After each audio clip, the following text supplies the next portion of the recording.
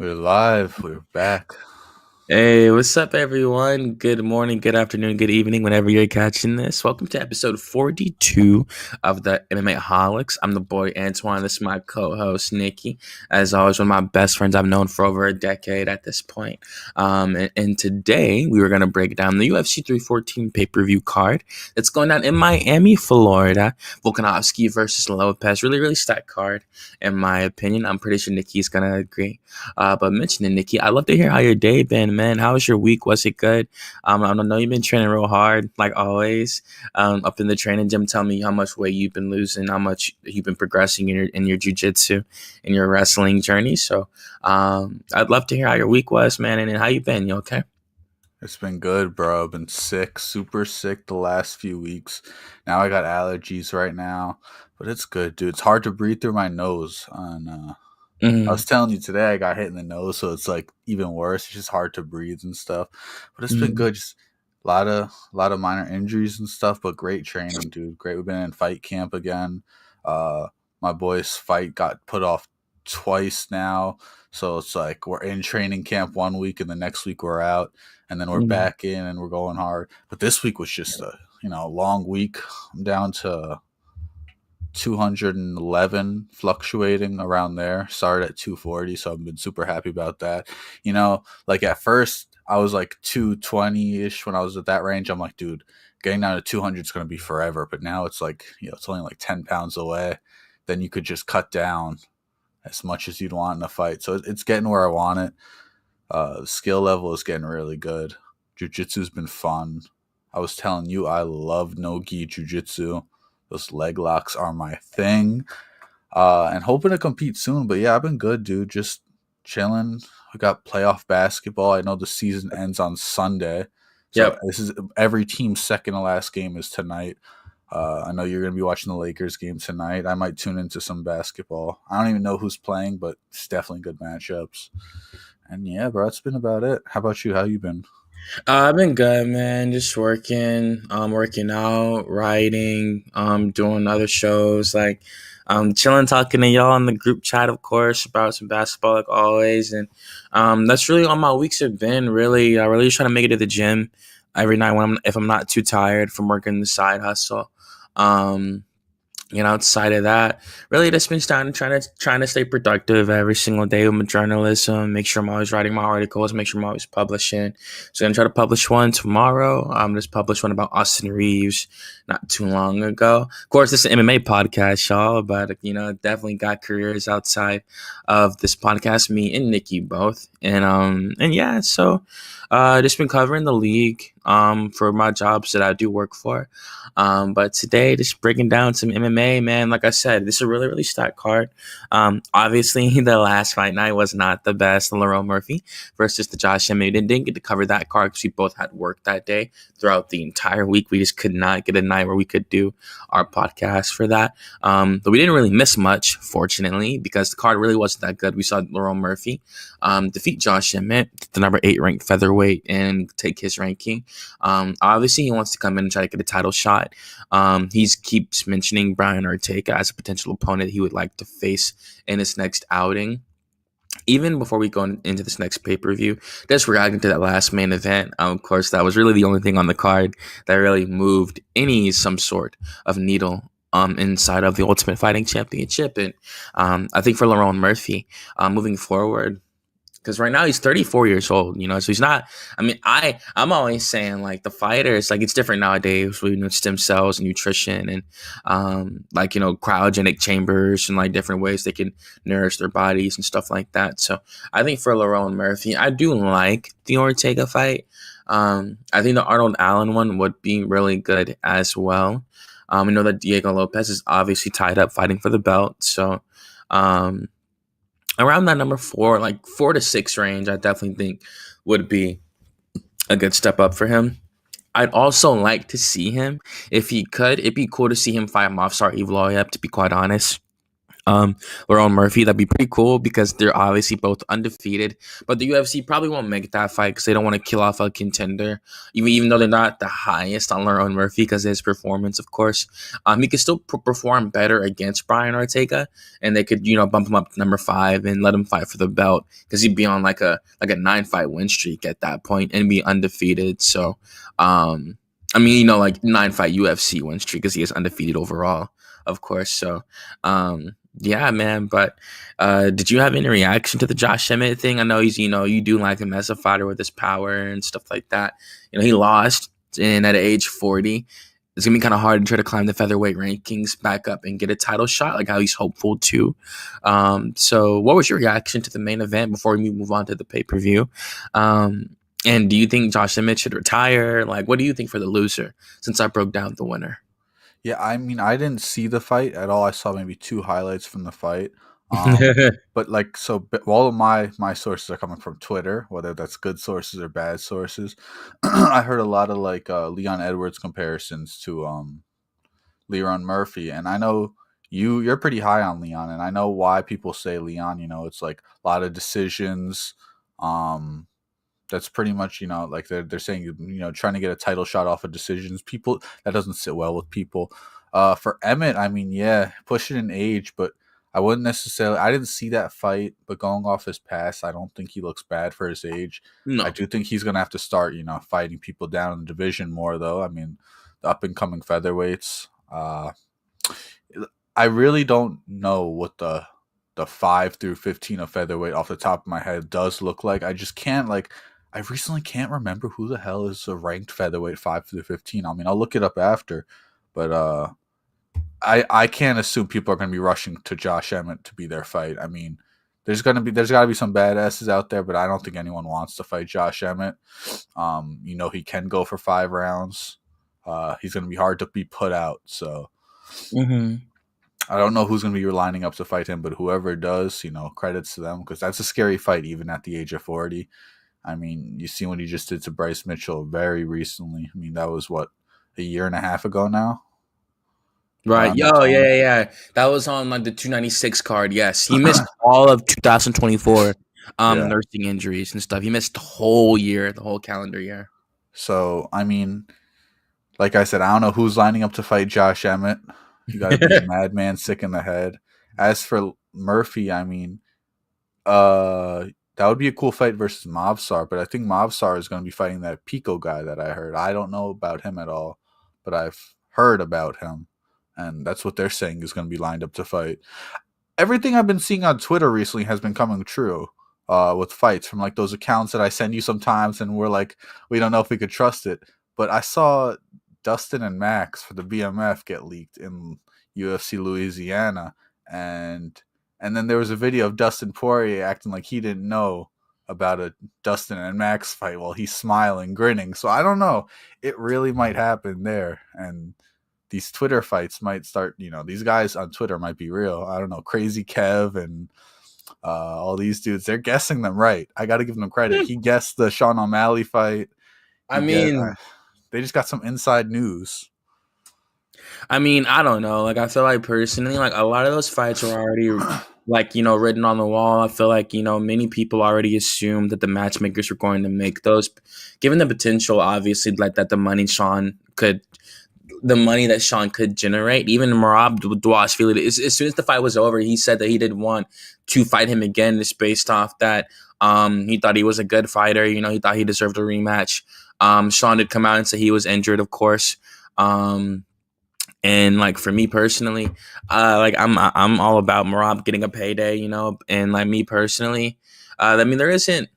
Because like looking at bantamweight, like the main guy that many people wanted to get a title shot, of course, was Piotr Yan, who's coming off 2 wins. Of course, he beat Song Yadong and he beat Davis Figueiredo. And he looked good in both, of course. You could definitely say that for sure. If he gets one more, it'd be pretty hard to deny him. Going on a win streak at the top of the division in bantamweight is really hard to do. We know that Corey Sandhagen is not fighting Davis Figueiredo, so they're tied up now. So I was gonna say it'd be cool to see Jan versus Sanhagen again. This time with Corey Sanhagen on a full camp, I might add. But of course, can't spend too long though. Just wanted to give that reaction to the last card because we weren't able to talk about it. But we could go ahead and pull up the pay per view on the Topology for the people, most definitely. And yeah, like how we said, like yeah, this card is definitely pretty stacked.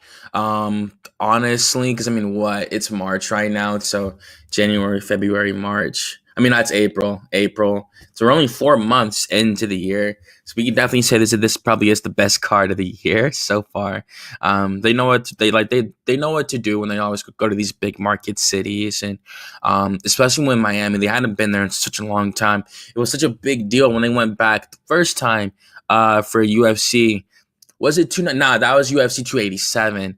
The Pereira versus Adesanya card when Israel knocked out Alex Pereira, of course, and like that was when Jorge Masvidal retired on the card when he fought and lost to Gilbert Burns, unfortunately. I thought the first Miami card was pretty cool. Obviously, it had a massive memory with one of the greatest knockouts in UFC history with Israel and Alex, just to see that rivalry headline a card like that. It was tailor made. We got the next Miami card a year later on March 9th. It was UFC 299 with Sean O'Malley versus Chito Vera in the main event. That card was pretty stacked too. Like Curtis Blades fought on that card.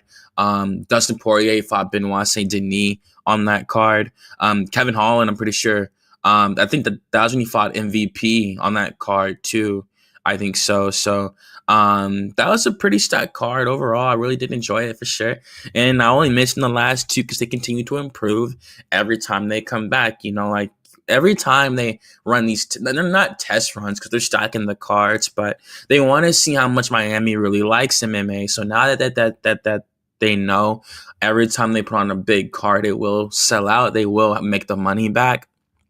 It's getting to the point where they'll pull out all the stops when they head down to Miami. And I feel like this is definitely one of those cards, like given all the storylines on the pay-per-view from top to bottom, from prelims to actual pay-per-view main cards. So just wanted to give my pre-analysis of it. Like if I had to give a pre on paper number, like definitely for me, before we lost the Jeff Neal versus the Carlos Protest fight, I thought it was a straight up 10 out of 10. I think you would have, I've been watching MMA since 2012. So it's not I'm just like throwing numbers out there or nothing like that. I feel like some people try to play too cool for school when they're rating cards and stuff like that. Before we lost that fight, this card was a sheer, especially pay-per-view, the last 5 fights of the night was 100% a 10 out of 10 on paper. I think you had action fights from top to bottom off the pure stylistic matchups. And it was all fighters that we all knew. Like if every single fight is a fight that can be a main event on an arena card or an Apex card, we got a good pay-per-view. But of course, I gave it a 9. I will give it a 9. Losing that fight, it was like that was a massive banger. Protest versus Neal, and it moved the division in a massive way. Of course, we saw Carlos Protest get another step up with the Ian Gary matchup now, headlining UFC Kansas City. But I would love to hear what you got to say about this, the on paper number and how you feel about the Miami card in general. And that's it. Before we break it down, I think it's a really good card. I would rate it up there. It's probably between an 8.5 and a 9 for me on paper. I think it's great prelim fights. Great main card. I'm a big Paddy Pimblett fan. I've always liked him. It's a 50-50. Some people don't think he's like a real fighter almost, and then other people just like love him. I think he's awesome for the sport. He reminds me of I grew up on WWE, and for some reason he just reminds me of that. Like he has so much character.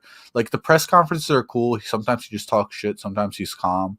But like when he walks out, like when his music plays, first of all, it's amazing music. Music makes a fighter. Theme songs make the fighter for me. That's great. His walkout's great. The crowd reaction to him coming out, you see, fans with his hair on. It's always a good card when he's on it. You got Michael Chandler, who's just a beast. I mean, everyone, you either like love that dude or you hate Michael Chandler, and it's like he's really good. He got an amazing all-time great like Volk on the card. I've never seen a bad Volkanovski card. um, he's just such a beast. And then you got dudes like Sean Woodson. I've seen a few Sean Woodson fights. He's a specimen. Well, it's a 6'3" featherweight, right? Insane. Chase Hooper and Tresean Gore. You got two dudes who grew up in the UFC practically. Really Right. cool to see that. There's a good amount of fighters now that are just completely growing up in the UFC. They have access to the PI their whole career. They're bumping into like greats. Like there's so many veterans they probably bump into, like someone like Darren Elkins. Like you bump into him at the PI, someone who's been around the UFC for so long or something. And it's just like that's the knowledge they're gaining at a young age. It's really cool. His opponent Jim Miller. There's just a lot of good fighters. You got Xiaonan Yan on this card.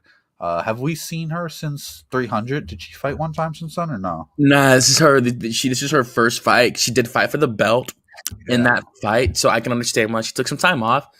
Um, and yeah, she's back now. I mean, shit. I think this might be her first fight since then. that's interesting because she looked. I mean, she had a big fan turnover on that fight. She got a lot of fans for that beginning of that Mhm. fight. For sure, yeah, and for inside the cage reasons and outside the cage, people think every time she's at a press conference looks pretty good. So unfortunately, she wasn't on the pay per view this time around how she normally is, because the card is so stacked. But so we didn't get to see her press conference. Look, she's always dressed up, looking nice. But of course, I will say that before we get to this, I really enjoyed this press conference. Of course, we're recording this on a Friday night, so we did get to see it. And I really enjoyed the press conference. Like Diego and Yair, like I know we're gonna break down their fights separately, but man, like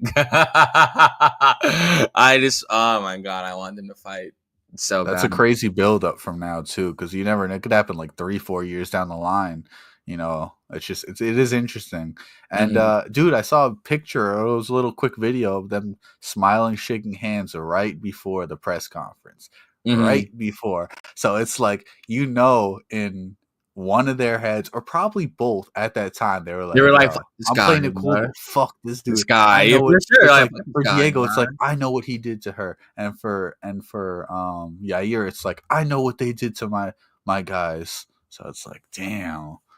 And anyone who doesn't know the story, I might get this wrong, and you could back it up, but I'm pretty sure that people from Yair's gym assaulted a girl from Lopez's gym. So guys from Lopez's gym jumped someone from Yair's gym, right? Mhm. Oh, I'm not sure. Okay. I had no clue. I saw them beefing. I know that Yair obviously at the media day. And if you want, you could definitely I know we're sharing screen the typology. You can always Google stuff too if you want to. Of course, feel free. I know my friends be live searching stuff on their podcast and stuff, so it's nothing wrong with that. Absolutely. But I know during the media day he had definitely tried him and saying because they said it when he walked up on the stage for the press conference. They said they're like a Brazilian fighter with the spirit of a Mexican warrior. You feel me? And Yair said during the media days, like, hey, like in how you mentioned fighters growing up inside the UFC, he said, I've been here since 2014. That's being signed. He was on the Ultimate Fighter in 2012. Before that, he had to do that all that stuff. Then he was officially signed after that, 2013, 2014. He just been here that long. Of course, Shair being a fan favorite, all that. And my point is that he did say during the media day that I've lived in America since 2014. My girlfriend is American, but never have one time have you ever seen me ever claim to be an American, ever love to be here so much that I'm gonna like switch sides and take on another culture's like ideologies and stuff like that. You were just saying that like, yeah, I lived in America, but you don't see me trying to act American. And obviously this guy and of course, Diego Lopes. He is Alexis Grasso's head jiu-jitsu coach, like her real head coach. So it's cool to see him have to have his own career, but he'll take off the gloves and just put on, the regular coaching stuff and just coach her on the side. And it really is cool to see him be able to be in both lanes like that. Like he's either getting paid to be a fighter or he's making a little bit on the side. It's being a coach and stuff like that. So it's cool to see him be a in somewhat like it's not the NBA, but he's a player coach, a fighter coach, you know. So it's cool to see a fighter coach really be able to challenge for the belt himself like that. It's pretty remarkable. And yeah, like, that's one of the biggest storylines going into this card, in my opinion, because I do think that that fight would be massive if they were to fight it. It sucked because as soon as it was over, I'm gonna search up what Uloin means when Yair said that because I'm going off He here. was saying, "I know where you live." I know that's one thing. He was saying, "I know where you live," to Diego. Because he was like, because when he started tapping on his chest like that, he's saying like I'm on pure body. Some personal shit. Like he was saying, yeah, like he said, yeah, I'm actually from. He's pointing to the ground. I'm actually from here. I'm actually Mexican. You're trying to be Mexican, and because that definitely came out in his verbiage. Because he couldn't even say pendejo at one I point. saw that. Yeah. So you already know like what he was saying. He was talking hella trash to him, most definitely, and that's the guy. And Yair, as soon as I'm like, Yair's he's a genius. He's playing it up, man. He has to. That's the guy in the main event, you like that's what you want, and we're gonna break down the card literally right now. Yeah. But if Yair were to he has to do it in spectacular fashion. Like if he can get a head kick and just chill out, strap the seatbelt and just wait for September, let the dust settle. He could. I don't give a fuck if it's one win. He could easily get a title shot. Going in because they love him so much. They've been wanting him to be champion. They let him fight for that interim title. Just like that. Like I forgot when. I think it might have been the Jeremy Stevens before that. Before he fought Josh Emmett for that interim belt at UFC 284. It was definitely a fight in between then for sure. For Yair, we'll see when we break down the fight. But it was just like, yeah, man. Like, of course we're about to get into it, but I think that's my favorite storyline heading into this. It's not even a fight, but Yair versus Diego. I just think that it would just be because I didn't expect him to of course he's a fighter. He'll say it to his face. Well, it was the reporter who kicked it off because the reporter kept bringing up, he knew what he was doing.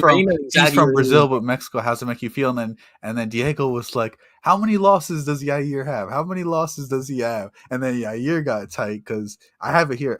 Guru tweeted pretty much what happened. Yair was unhappy for a while that Lopes was repping Mexico, despite Yair living in Chicago. So that's how. And he said that. He said, "Yo, I've lived in America since 2014, but you have never seen me ever claim to love America so much that I'm going to claim to be an American." He said, "My girlfriend is American. You still don't see me trying to act. I've always repped Mexico my entire career," and he's right about that. Yeah.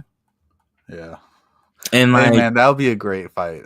Please continue though. I definitely want to see because I'm I don't speak Spanish unfortunately, so I was really I can just close by. Yeah, I got you. So pretty much, there's been historic beef between the two gyms. It's right here. I got it. Yair's friend and former UFC fighter Marco Beltran has had beef with Lopez's gym and Lopez for years, and there's allegations that Lopez's team jumped a fighter and a woman, allegedly. Wow. The woman Yair was slandering the whole time. So, I mean, hey, that's interesting. They're definitely, after the fight weekend, people will get more into it. Diego wins, Yair wins. 100%. We're going to be hearing about that beef and translated what happened. Both sides of the story. And yeah, man, and I don't think that's the end of that beef at all. Nah, man, Yair's 32 years old. He'll be 32 come next October. So Guadalajara is in September. So he'll still be in the middle of his prime if he walks into that title shot, man. And that would just be incredible, man, because that would just be tailor-made for the Mexico card. But of course, we'll talk about that literally more when we get there. But starting with the first fight of the night, thank y'all so much for joining us again. Again, y'all just really excited about this card. I just really want to talk about that most definitely. We're going with the first fight of the night, Nora Canoli versus Haley Cowan. obviously focusing on inside the cage stuff. Speaking of crazy stories and stuff like that, we all know what's going on with the Haley Cowan stuff and her husband that kept her off for about 2 years now. You see right there, she didn't fight. She hasn't fought since 2023. And I think for Nora Canoli, I think that's her biggest advantage going into the fight has been her activity. Even with her being older than Haley from 35 to 33, I do think that Nora Canoli is the better striker. That she's fought the better competition. Um, and she's just a little bit more athletic. We did see her miss weight. You can see right there, even with the topology weigh-in results, she weighed in at 138 pounds this morning, unfortunately. So you got to see how it goes. But I do think she is the better striker. I think she's fought the better competition. She's looked better in her performances from what we've seen so far inside the UFC. Not to completely discount Haley Cowan. Of course, she is sitting at a plus 155 dog. And like for me, it's just I think with all the stuff that her family, again, not gonna go too deep into it. Her family was going through out of the cage. I think it's really hard to focus on being at an S tier martial artist. Like over those 2 years, like it's really hard to focus on going all in on training every day. And of course, like I said, Haley Cowan, she's 33 years old with 5'8" with a 69-inch reach. And she's 0-1 inside the UFC, where she lost to Jamie Lynn Horth, and she missed weight herself in her UFC debut when she lost to Horth. She did win on UFC Contender Series when she beat Claudia Leite, but that was via split decision. So most people she's beaten are not that good. Jessica Middleton was 5-5. Sarah Click was 2-2, and Jessica Sotak was 1-1. So I think Nora Canoli is just gonna win this fight up, being more active. The better gas tank, more activity, better striker. Like I said, more technical ability. Stuff to take downs for sure. We know that Haley Cowan. She does have 2 wins via submission and 2 wins via knockout, but most of her wins come via decision with 3. So I think this probably will play out on the feet, maybe get to the ground here and there, be kind of a dirty fight, but I do got Nora Canoli winning this via decision. My bad. I'm just a little. I'm muting and unmuting. I'm mouth breathing. I can't breathe through my nose. No, you're I don't want fine. to hear that. But I'm taking Nora Canoli with you in this one too. It's a striker versus grappler fight. Cornell has a really good Muay Thai. The clinch work is going to be a nasty dynamic in this one because I think anytime Haley tries to get her down without shooting, like a blast double or something or grabbing a single leg, I think that clinch game will change up the whole dynamic. I mean, Nora has access to sweeps, knees, elbows, cage work. I mean, if Haley could get her down, it's one thing. She might. But I think we're going to take Nora in this one to win it by a decision. And she just, outclasses her on the feet for sure. Mm-hmm. For sure. Yeah, hey, starting off the first fight agreeing. Yeah, like we'll see how it goes. Again, I thought Nora Canoli, she lost her last fight, of course, but I just think just off that alone, like I think she'll have watched the film, really come out here with a fire lit under her. We did see her miss weight, unfortunately, so that fire might not be that bright, but I still think she's the better fighter going into this fight, so I think she's gonna take it. And yeah. And moving on to the next one, most definitely. It is not letting me go back right now. Oh, word. Oh, yeah, that's not Weird. Hold apology. on. No, it's Sorry okay. about this. Some technical issues. And shout out to that PFL World Tournament. We're not. Well, I'll probably watch that when we get out of here. But shout out to Pick'em MMA who's streaming that right now. So most definitely, I always love talking to the point, Nick. Absolutely. Very good person in the MMA community. Not everyone's a good person in this world, but he's one of them. We like to surround ourselves with good people. So yeah, man. Absolutely. If you're not subscribed, if you're watching us and you're not already subscribed to Pick'em, definitely go follow him. He's live any time of the day, most likely. If you're on your phone on YouTube, he's probably live. So go check him out. Most definitely. Shout out to the boy Nick. Always, forever, most def. Moving on to this next one. Really intriguing fight. I think this one is. Actually, you can go ahead and pick first, or you can give your breakdown, whatever you would like to do, whether a breakdown or a pick. It does not matter to me. Yeah, man, I'll give my pick. I'm going Marco Tulio on this one. dude, he's really good. He has high volume, uh, great movement around the cage. He's like a really good mixed martial artist. He's fun to watch. Tresean Gore, he's good. Like I said, he's been around the UFC his whole career. Hasn't had perfect success. Unfortunately, he's only 5-2. Doesn't have the most fights under his resume at 30 years old under his professional career. Um, he hits hard and he's improving his grappling. But right there, it's like improving is the word. Like he's getting better. I think he just needs to be more active. He has 5 fights it shows between now and 2020. So it's like what that's on average a fight a year. And you look at Marco who has 5 fights between now and 2023. So yeah, dude, activity in the octagon and out the octagon is what's leaning me to Marco in this fight. Mm-hmm. I Shoot box, mean, it's a nice gym. Now you're good, but yeah, shoot box is a great gym. So it breaks my heart.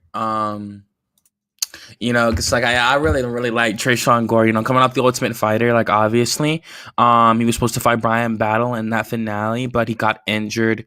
He knocked out Gilbert Urbina with a vicious left hand, no pun intended, being that's his nickname.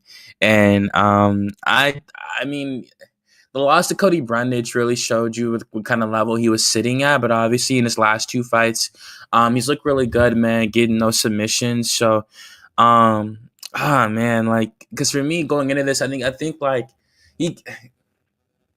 Don't get me wrong, man. Like, heart and all of that can triumph over a lot, man. You can really. I'm a big proponent of you can do whatever you put your mind to. You feel me? But, I think that Tresean being 5-2 and fighting a 13-1 Marco Tulio, I think Marco really might just have a little bit too much experience on him. Not in terms of like the fights and stuff like that, just the overall martial arts and lifestyle. I do think that Marco has probably been more of a martial arts striker longer than Tresean Gore has. Probably had to learn how to box, things of that nature. I think Marco's probably been training striking in general way longer, and you can tell in his fights, like the spinning back kick that he landed in his UFC debut, well, not debut, but on Contender Series, like it was gorgeous. And I get it that dude was 6-2. Even when he finished Ihor Portiria, again, Ihor Portiria wasn't that good. Obviously, not to disrespect him, but it compared to the grand scheme of the division. And I think for Tresean Gore, I think that Marco's going to be the better striker in this fight, just more high level. The more high level martial artist, minus 380 is kind of disrespectful. Um, Tresean Gore has won via submission in his last 2 fights, but Antonio Tricoli and Josh Frem really aren't the highest level of competition, to be quite honest with you.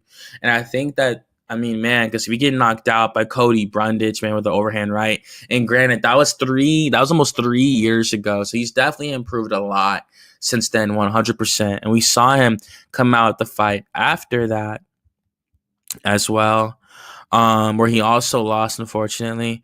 But what happened the fight after that? He won 2 in a row. So um, we'll see how he looks, man. He has more momentum than he has in a long time. Tresean Gore, he's still only 30 years old, man. He's still really young. These guys were born in the same year, so in high school they were in the same grade and stuff like that. So that's how I always like to think of it. So I look forward to this matchup. I'm gonna take Marco Tulio, just based off that.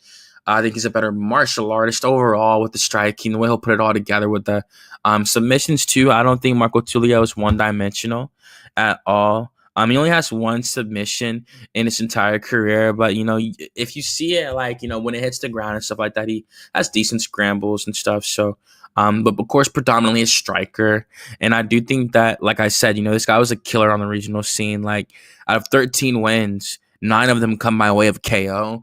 Even the 2 wins that he has in the UFC are by way of knockout. And I think that they're getting this, like they're really trying to, because I don't want to say it's a setup fight, but I mean that's just how the UFC is. I mean, you're gonna fight dudes from all over the world, and Tresean's fighting a guy who's a really, really good striker from Brazil, and we're gonna see how it goes for him, But I was gonna go with Marco Tulio, but I would love to see Tresean Gore pull this off, most definitely. That would let you know the card's about to be pretty crazy if Tresean can pull this off, most definitely. And moving on up the card, of course, Sumo Darji versus Mitch Raposo. I won't spend too much on this one. I'm really surprised the betting odds, to be quite honest with you. With Sumo Darji only being a minus 175 favorite. I get it. He's on a 3-5 losing streak. But I've always been high on him in terms of his potential. I just think he struggled to put it all together inside of the octagon. I think he's always been a pretty solid fighter with his striking, and his grappling has been his biggest issue. Um, with 6 losses coming my way of submission. That's just, I mean, like, man, I mean, that hurts, like that sucks. You feel me? And I think for Sumo Darji, going into this one, we know that Mitch Raposo, I watched him on The Ultimate Fighter. That was the Ortega and Volkanovski season. He's more of a wrestler from what I have seen from him. He did win a regional scene title. Um, so uh, he does have championship experience. You could say he knocked out Justin Valentine in the 4th round to win the Cage Titans Bantamweight Championship. So, he's a pretty good, he's a decent fighter. He lost to Andre Lima in a split decision at that. So, you definitely can't hold that, over him too much. I think Andre Lima is really, really good and super underrated. So, I think he's going to take over in the next couple of years. I think Andre Lima is going to be one of those dudes in the flyweight. But I won't spend too much longer on this one. I was going to go with Sumo Darji. I think he'll stuff the takedowns, be way too long, having almost a 10-inch reach advantage over Mitch Raposo. And I think it's bread and butter is to use his striking in this fight. He did lose to Charles Johnson. That was via decision. It was a close fight. He got submitted by Tim Elliott and submitted by Matt Schnell in a fight he was winning and should have won. So, yeah, like that's it. I'm gonna go with Sumo Darji to win. I'm going with a second round knockout for Sumo Darji. I like it. I like it. Yeah, man, we got a New England cartel guy from Massachusetts. We know we got a few of those over there. But I mean, Raposo, he has good power for a 125er. Sumidarji, he's a specimen. He's a big flyweight. He's got a And I want to big make that correction. Yeah, it was the flyweight championship in Cage Titans. Please forgive me. It was the flyweight championship. word. Yeah, man. But I'm also on your side. I think Sumidarji's gonna win this one. He could probably finish this one in the second or the third. Um, Raposo's good. Not like super to talk home about. He's had the one fight in the UFC so far. Yeah, I'm right with you on that one. I'm gonna take Sumidarji to win this one. Mm-hmm. I don't got much to say for this one. Hopefully, he gets back on the win column. Yeah, the line is close, but that those 3 losses have all to do with it, probably. Mm-hmm. Yeah, for sure, man. There's people just trying to take that underdog money and stuff. I get it. I understand. But yeah, moving on though. Mikhail Oleksiejczuk versus Cedric Dumas. Um, Yeah, man. I think for Cedricus Dumas, because again, like another fight where I think the betting odds are really shifted by the record. I think that I won't spend too long on this one. I do think that Mikhail Oleksiejczuk is gonna hurt Cedricus Dumas. I think he can knock him out, man. Like I don't want to. Like, I don't ever wish to see brain damage on any man like that, but I do think that he can get the finish. I think Mikhail hits extremely hard.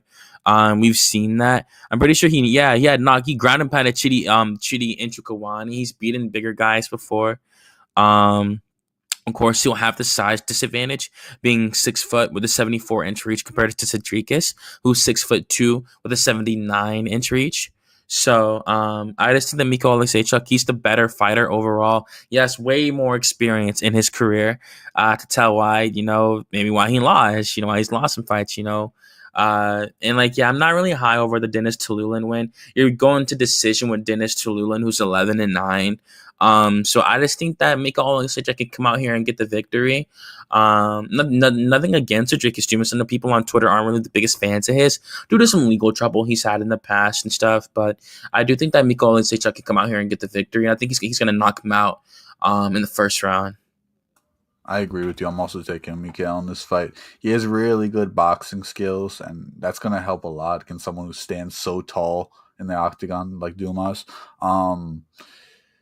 Yeah, I think Mikhail has just been on the wrong end of the favoritism, dude. He's had some hard fights in there. He got he got the version of Kevin Holland you don't want to fight. The one that Mhm. actually gets the submission and all that stuff. So, did his arm break in that fight? Do you Yes, remember? he did. It snapped. Yeah, You see it on camera. yeah. So that's unfortunate, but I think this is a nice spot for him to get a knockout. I agree with you. He closed that distance. Said you could put his hands up super high, work the body, work the head. Push him back against the cage. I think he gets the knockout in this one. This will be a nice get back in the win column for him. I think it's a good line too. If you were a better -200, that's a good line to take. He should get this one. I mean, it's And MMA. Anything could happen, but of course, and then this guy used to fight at 205. So I mean, now that you know, man, like this guy definitely had to cut that weight for sure. Most definitely. I mean, I remember I was watching shout out to the Full Reptile YouTube channel with Dan Hardy and his wife, now almost a girlfriend, his wife. Now Veronica Hardy, the UFC flyweight. I where's was she watching been at? I feel like she was pretty active, and I haven't seen her for a little while. I feel like. I think she had a fight scheduled. She fought on a recent card. It was an international card. For the Okay. most time, she'll always really fight on like UFC Londons and stuff like that. I think she might have, yeah. She fought on November 16th. She lost to Eduardo Mudra. She's on a 3-fight winning streak though, so it's all good, and she'll get another fight most definitely. And yeah. So for Mikhail Alexeychuk, we just made this pick. I was gonna go with him, be a KO, and like nah, I only mentioned Dan Hardy because like I was watching a fight breakdown of his. It was a long time ago. It's like I was in college watching this, and he had said that because he was talking about how he was a 205er, but he was so small and like he had like some weight, some chub around the midsection and stuff like that. And he was saying that like, can you imagine him against like the top 5 against dudes like Alexander Rakic?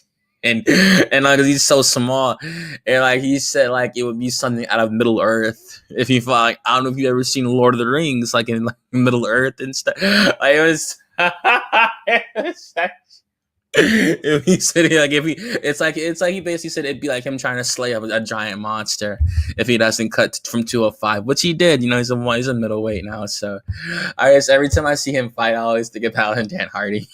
That shit, man. I'm still laughing about it now, like 4 years later. So it was hilarious. I still watch the YouTube channel, most definitely. Moving on to the next one though.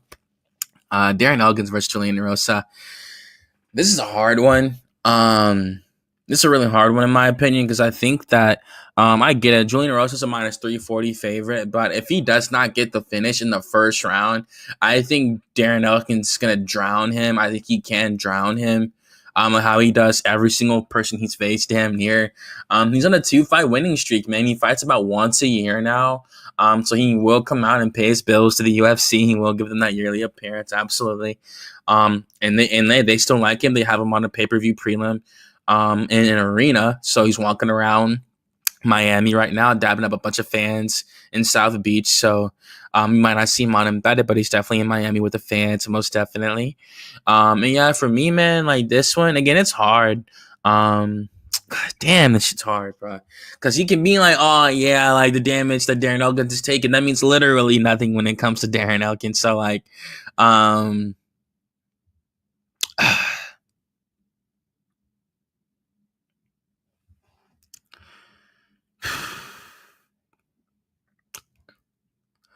going to go Julian Erosa, bro.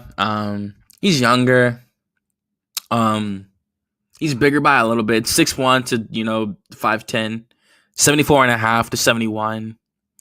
I mean, yeah, like he's younger. You feel me? Like Julian has, like they have damn near the same amount of fights. Like literally, like Darren has 29 and 11. Julian has 30 and 11. So, they've both been fairly active. They're still fighting. Well, no, I mean, Julian's definitely been more active for sure. You can see it right there, fighting from 2022 to 2024, compared to Darren, who's, like I said, fighting about once a year at this point. So, damn, man. Yeah, I'm going to go with Julian Erosa, bro. That's my final pick for this fight. I think he's looked better in his performances overall. I think he has to come out and get a quick finish, man. He's going to have to hurt him and get a submission or something like that. Because if he doesn't, like, he's gonna get drowned, man. It's gonna piss me off for picking against Darren Elkins because he does this every time, how he literally did in his last 2 fights, bro. So it's like Darren Elkins is still coming out here, man. He could retire at any moment if he were to decide to, but of course he still gets paid pretty decently. Being a UFC veteran, they definitely like him for sure. They like Darren Elkins a lot, most definitely. So always puts on fun fights when he's out there, and they really appreciate that. Best believe it. So, and yeah, man, like I'm gonna go Julian Erosa. You feel me? We'll see how it goes, but I really like that one over Christian Rodriguez. I thought it was a phenomenal win when he synced in that guillotine like that. The win over Nate Landwehr, the flying knee into the finish when he blitzed Nate Landwehr like that was a beautiful flying knee win. It's just Julian's chin, and I don't know if Darren's gonna be able to really knock out Julian like that. I know Julian's a good grappler, like I said as well. He's a pretty good grappler too, so. I'm going to go Julian Erosa in this one, man. And he even said in an interview he's not chasing the bonus. He's not chasing any of that because he knows it's going to be kind of hard to get a bonus given how stacked the card is and stuff. So he's just coming in this one to win and going to strike, grapple, and just get the victory, So I'm going to go with Julian Erosa to have a good gas tank, hopefully. I will stand the pressure and get the victory. Yeah, I'm with you on this one. I'm also taking Erosa. I think it's going to be a hard one, though, because Elkins is like one of those dudes. I mean, he's going to push forward all fight, obviously. You could punch him how many times you want. It doesn't matter. He's not going to really go down. He's not going to let it affect him. He just doesn't give a fuck. He, ignores the punches. I wonder, though, the best, it's like a gift and a curse, because the best thing Erosa could do is chase that guillotine in this fight. On the takedowns. That's the best thing he could do. But if the guillotine doesn't work, you're on the bottom, and like you said, you're gonna you're gonna drown if Elkins is on top of you, laying the ground and pound. So it's an interesting one. We'll see how this one plays out. I think I like Erosa for this one. Yeah, me and you both. I was going to go with Julian Juicy J, one of my favorite rappers, most definitely. Love Juicy J from 36 Mafia. Absolutely. An Academy Award winner, if I might add. Won an Oscar, Juicy J did, in case y'all don't know. And moving on up the card.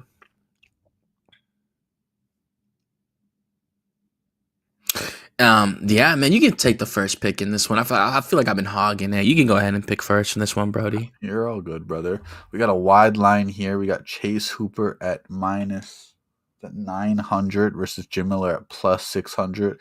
I know people are going to be slamming Jim Miller by knockout in this one, just because even if you like Chase Hooper or not, it's very, very possible that he could put out Chase Hooper. Man, this is going to be a very good fight. I really like this matchup. Chase Hooper, another dude, young gunner. Dude, he has phenomenal jiu-jitsu. That dude gets the back like it's just like butter, dude. You ever sliced butter, like cut butter with a knife, and it's like the smooth cut? It's not like the hard cut and you got to like scrape it against. No, it's like a smooth cut. You just smear it across your bagel or something. That's his jiu-jitsu, man. He takes the back like it's nothing. He has like a different style of jiu-jitsu. He's not like super fundamental. He's really crafty, slick. I really enjoy it. I would love to have jiu-jitsu like that. Miller's interesting because he's a great fighter. He's fought all different types of fighter over his career, but grapplers it's when he gasses a little bit, like when he has to engage in the grappling with them, he'll gas out a little bit. So it's interesting to see if this fight does go into the second and third round, how he looks, how he performs. Should still bring the knockout power at any time in the fight, but like how he looks around the cage. Is he still stuffing the takedowns, the sweeps and stuff? I got to go with Chase Hooper by sub though. Like you could be amazing. You could have Jim Miller got a good guillotine and stuff himself, good rear naked choke and all that. He has good jiu-jitsu. He's a black belt. He's more of a fundamental jiu-jitsu guy. But I'm gonna take the young guy. It's a young man's sport. And this fight's definitely going to be a lot of grappling. So I'm going to take Chase Hooper to win this one by sub. Minus 900 is just like crazy, bro, over Jim Miller, man. The future Hall of Famer of the Ultimate Fighting Championship. Really hard to come in and become a Hall of... You have no idea how hard you have to work to become a Hall of Famer without winning a belt. You have to have so many records, just undeniable achievements to be considered to be a Hall of Famer. without winning the most notable thing, Ultimate Fighting Championship gold, of course. And this guy's most definitely a future Hall of Famer, if you ask most MMA fans for sure. And yeah, man, I think for Jim Miller, it's just really the size in this one. He's beaten bigger guys before. Like when he submitted Roosevelt Roberts with a beautiful armbar, that was phenomenal. I remember watching that. And Roosevelt Roberts is 6'3". He's taller than Chase Hooper. And like for this, I just think that it's the size. You know, he's fighting another really, really good grappler. Chase Hooper's a phenomenal grappler. That's really why he got that big opportunity on Contender Series at 18 years old. He did. 7 years he's been here now inside the UFC. So, like it's pretty crazy how fast time flies, you know. And for Chase Hooper, I think that's one of the reasons why he's continued to get the chances that he has. You know, it's cool to see him just continue with his journey, man. Remember when he lost to Steve Garcia like that? Just getting beat up on the feet, man. That was a real bad loss, and like he's bleeding and stuff like that. That was just a real bad loss. Like his takedowns got stuffed. He was getting this every time he was getting rocked with the right hands, man. And he just kept going, man. That's martial arts, bro. You got to learn from it and see what you can do. And that's it, man. And you see he put on a lot of muscle. He moved up from the featherweight division. He's in lightweight now. And that's it, man. He's found his home. And that's it. Like, you know, if Steve Garcia, if they were to face off again, I'd pick Chase Hooper in that fight 1,000%. You know, he dropped Vyacheslav Borslev on the feet at that. And he's a really good striker. He was hurting him. He was grappling. He was all over him, ground and pounding, going for different chokes. He's just turned into a killer. Like, it's really crazy to see it. I never really showed you these dudes that grow up inside the UFC. They really do have a massive advantage, like Nikki said in the beginning of the show. So by 28, he's going to be incredible, and he will just be creeping into his prime at 28. You can see his record. He's 15-3, so he is a good fighter. It's hard, guys, to see these dudes that be 16-3, like 20 and like 21-4, like even with losses, but to have a good record. It's hard to have a good record like that. A lot of these dudes on the regional scene, you'll see them like they'll be 17-15, like 18-19, like still fighting, you know. These dudes make it look easy to have those clean records like that, like those positive ratio records for real. You know, you gotta be really good martial artist to win, barely lose. Win, barely lose. Like these dudes are going 8-9 years of their real lives without tasting defeat until they lose again. That's like crazy, man. I can only imagine how Leon Edwards feels right now after going like almost a decade, man, not losing a fight. 13 wins in a row he had. Now losing 2 in a row. Boom, boom. Just like that. By finish, you know, in his last fight. So, yeah, I mean, I like Chase Hooper in this one. I don't think he'll sub. I don't think he'll sub him. I think he'll just grapple, be all over the place. It's gonna be a good fight on the feet, on the ground. I think he'll win by decision. I'm gonna go with Chase Hooper. I don't think he subs Jim Miller. It's hard to Yeah, do. I just when you got two black belts like that with different styles, dude, you're gonna see some slick transitions, and someone's gonna get caught in those transitions. I mean, you know, you're scrambling, scrambling, scrambling. Oh, I got a foot. It's a heel hook. Oh, I got some bullshit. So it's gonna be a slick grappling. You know, sometimes we get these fights like Paul Craig and Bo Nickel, and you think you're gonna see some amazing scrambles in jiu-jitsu, and they'll stand on the feet the whole time. This fight, these dudes are going to grapple, man. They have no choice to grapple. They're going to have to grapple in this fight because it's different. Jim Miller hits like a truck, and Chase Hooper's going to be kicking them legs and going on the outside. So one of them is going to get pissed off and close that distance and start grappling. And they both have great jiu-jitsu, so they're going to engage. It's not like one has better wrestling, one has better jiu-jitsu, so they're scared of it. They're going to engage. So this is going to be a good one. This is the performance of the night written on it too. Mm-hmm. I agree. Let's keep going. Yeah, man. Moving on. Yeah, again, it's to let you know how crazy this card is. Again, you know, gonna give the ladies their respect. You know, I'm pretty sure that this might be nah. There's another female fight on the card. It's 2 female fights on the card. I remember UFC 308. There was not a single female fight. They weren't fucking around at all with UFC 308. That was Topuria versus Holloway. For those who might have forgotten. Was that Abu Dhabi? Yep. Mm-hmm. Yeah, I remember that. Yeah, I remember we were talking about that. There was not Yep. one female fight, and then when they went to Saudi Arabia, there was one female fight, right? On the entire, yeah, I think it And they was were like both Jasmine wearing Estevez. t-shirts in the fight. Mm-hmm. Yeah. So like, yeah, I mean, hey, like just let you know, like the laws of the land, you know.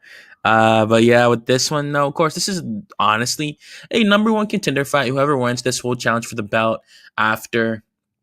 Well, not after. I don't think Wei Li even has a matchup. Wei Li's gonna be sitting at home watching this, waiting to see who she might fight next. I mean, either way, obviously it's not gonna be Yan Xiaonan. If she were to win, it will be Verna Jandiroba if she does get her hand raised. And I was gonna go with Verna. I think she's really good. I love her wrestling. She's a good striker too. She's a really, really high level grappler.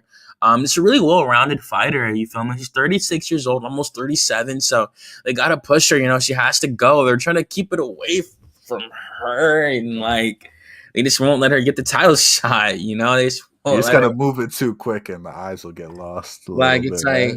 it's like man, you know, I remember, bro. I remember when she started dancing after she got the win. And like just those little moves had changed a lot of dudes' feelings on Twitter about, you know, like they saw like she is indeed a female, you know, she's a woman, you know, you feel me? So, you know, this what it is, you know. So I've always liked this style. She's a great fighter. Um, always been good, always been at the top of the division. I remember when Mackenzie Dern beat her. I thought it was a great win for Mackenzie to get that victory like that. But we know that Verna Jandiroba, you know, I think right now, just with everything, you could say she's in her prime, even with her age right now. Like I said, it's different in martial arts nowadays with nutrition. These athletes take care of themselves. That just don't matter, especially if they haven't taken a lot of damage like that, you know. So I'm going to go with Verna Jandiroba to win via decision. Yan Xiaonan's still a good fighter. She's 35 herself, so we'll see where she goes from here. But I do have Verna Jandiroba to win via decision in this one. We have a disagreement here because I'm taking Yan Xiaonan to win this one by knockout. Uh, Word. Dude, she moves really good in the cage. I'm going off that last fight. Like for her highs of that fight, she moves well in the cage. She has great power, and she's gonna keep on going, dude. I'll give it to you. She's terrible on her back, and Verna is a great wrestler. That's if the fight gets there. Verna takes a lot of damage in her fights, dude. She gets fucking hit. 36-year-old isn't the youngest. I mean, For they're both a little up strawweight. there. They're both a little up there. But yeah, I mean, dude, they weigh 115 pounds. You're taking shots by someone who punches like Zhang Yaonan. I think this fight ends before it even gets to the ground. I think she'll put her out in one or early in the second, dude. I got Zhang Mm-hmm. Yaonan by knockout. Not TKO, knockout. Mm-hmm. Okay, word. I mean, hey man, it's a close one. You see from the betting odds here, even on Tapology, they have it literally at a damn near a pick 'em. Um, Verna is the slight favorite at minus 150, but you can literally subtract that by 40 and might make it plus 110, plus 110. And Oh, and we were wrong. Look, she has fought since UFC 300. She fought Tabitha Ricci. Tabitha Ricci, I didn't remember that fight, but that's what it was. Okay. Because they gave Ricci a really, really big step up and an opportunity. I I would like still to. remember the first time I seen Yao Jianan in that red dress at the press conference, dude, and I was like, yo, Willis, bro. And you're like, yeah. I was like, bro, I didn't know it was like that, bro. Nah, I'd never seen her because that was like her first time really getting a press Yeah, conference spot. You really see more of a personality and stuff. Like I always say, like I in saw or, personality. for real, not Yeah, definitely. In order for the fighters to show, you know, in order to learn their stories, they have to win. You know, you get to tell your story once you start to win. You know, so and yeah, you saw her. She gets dolled up real nice. You know, she gets dressed up real nice, and she's a woman. You know, she's a. I I mean, always think that when you say that, dude, every time I see a like a UFC woman and like seeing her dressed up or whatever, I always think about you when you say that, like all dolled up, bro. I remember when you were saying about Valentina, you're like, "Oh, that's my baby Valentina when she gets all dolled up." I always think of that saying when I see a female like, fighter. I mean, it's just like, yeah, man, like, because they got to be killers, you know? Like, they're just not no average thing they're doing. For, like, if you had a daughter and she told you she wanted to be a fighter, that would blow your mind, man. She want to punch people in the face for a living and stuff like that. Like, that's really what you're doing to make money for yourself, you know, taking damage and stuff. So, yeah, man, you see, like, if she spoke English, she would appeal more. Most definitely. She could have more personality than she already does. You know, she does be talking trash and stuff. So, And you can see it, man. Like I said, when she gets done, and you can see when she's smiling at the press conference and stuff like that. She really likes dressing up and stuff. It's really cool. Um, but of course, moving on further up the card, further up Zid pay per view. Got the feature prelim with this one. Now, I woke up this morning thinking about this fight because I mean, man, like, yeah, like I know they're counting out Dan Ige, but like for me, like I think this fight's pretty close. But you can go first if you want to. Yeah, dude, I'm taking Woodson in this one by a decision. I think the odds are stacked against Dan Ige in this one. This is a hard fight because with Woodson, he is a like he has all the advantages. That's one thing, but he's not bad. You could have all the advantages in the world, and then there's like a hump you just won't be able to get over. I could see Sean Woodson making a nice run towards the top. I'm not saying he'll get to the top. I'm not saying he'll be the top, but he can make a nice run towards the top, dude, because he's a solid fighter. I mean, Ige is just small, and Sean Woodson is literally huge. He's 6'2". I thought he was 6'3". I think he's 6'3". I've seen it somewhere. But it's just going to be hard to close the distance, and that's what Dan Ige needs to do. Dan Ige isn't like some wrestler. He's not some grappler. It's not what he's known for. He's a striker. He's a go forward, and I'm going to stand with you the whole fight. But it's not going to work, dude. Like Sean Woodson, he has a great jab and a great teep. He just knows how to control that range so well, and it's gonna be hard. Yeah, and if he gets hit, he gets hit. It's whatever, but you know, it's gonna be a hard fight. Like I said, the odds are stacked against Dan Ige. Let's see if he could do it. I'm giving him the knockout chance. You know, I think the lines are perfect where they're at. He has the knockout chance if he closes the distance. Or he slips and hooks. You know, it's a two-piece combo. He could put Sean Woodson right on his ass and out cold. You know, but my opinion, he doesn't have the cardio advantage in this one, and he just doesn't have a grappling advantage. So it's hard to give him this fight for me. If that It's like, helps you make your pick a little more. oh no, for sure. I mean, I was already leaning Sean just based off the reach advantage and stuff like that. But I mean, like, I really like freak show fights. Freak show fights meaning I haven't watched the ceremonial weigh-ins yet. I'm gonna run and watch those after because I want to see the face-offs. I want to see how he dance, like just looking up, just looking up at the. It's like him, like I mean, bro, it's like him trying to guard like an NBA player, and he's like a dude coming off like a street ball game or something like that. Like for real.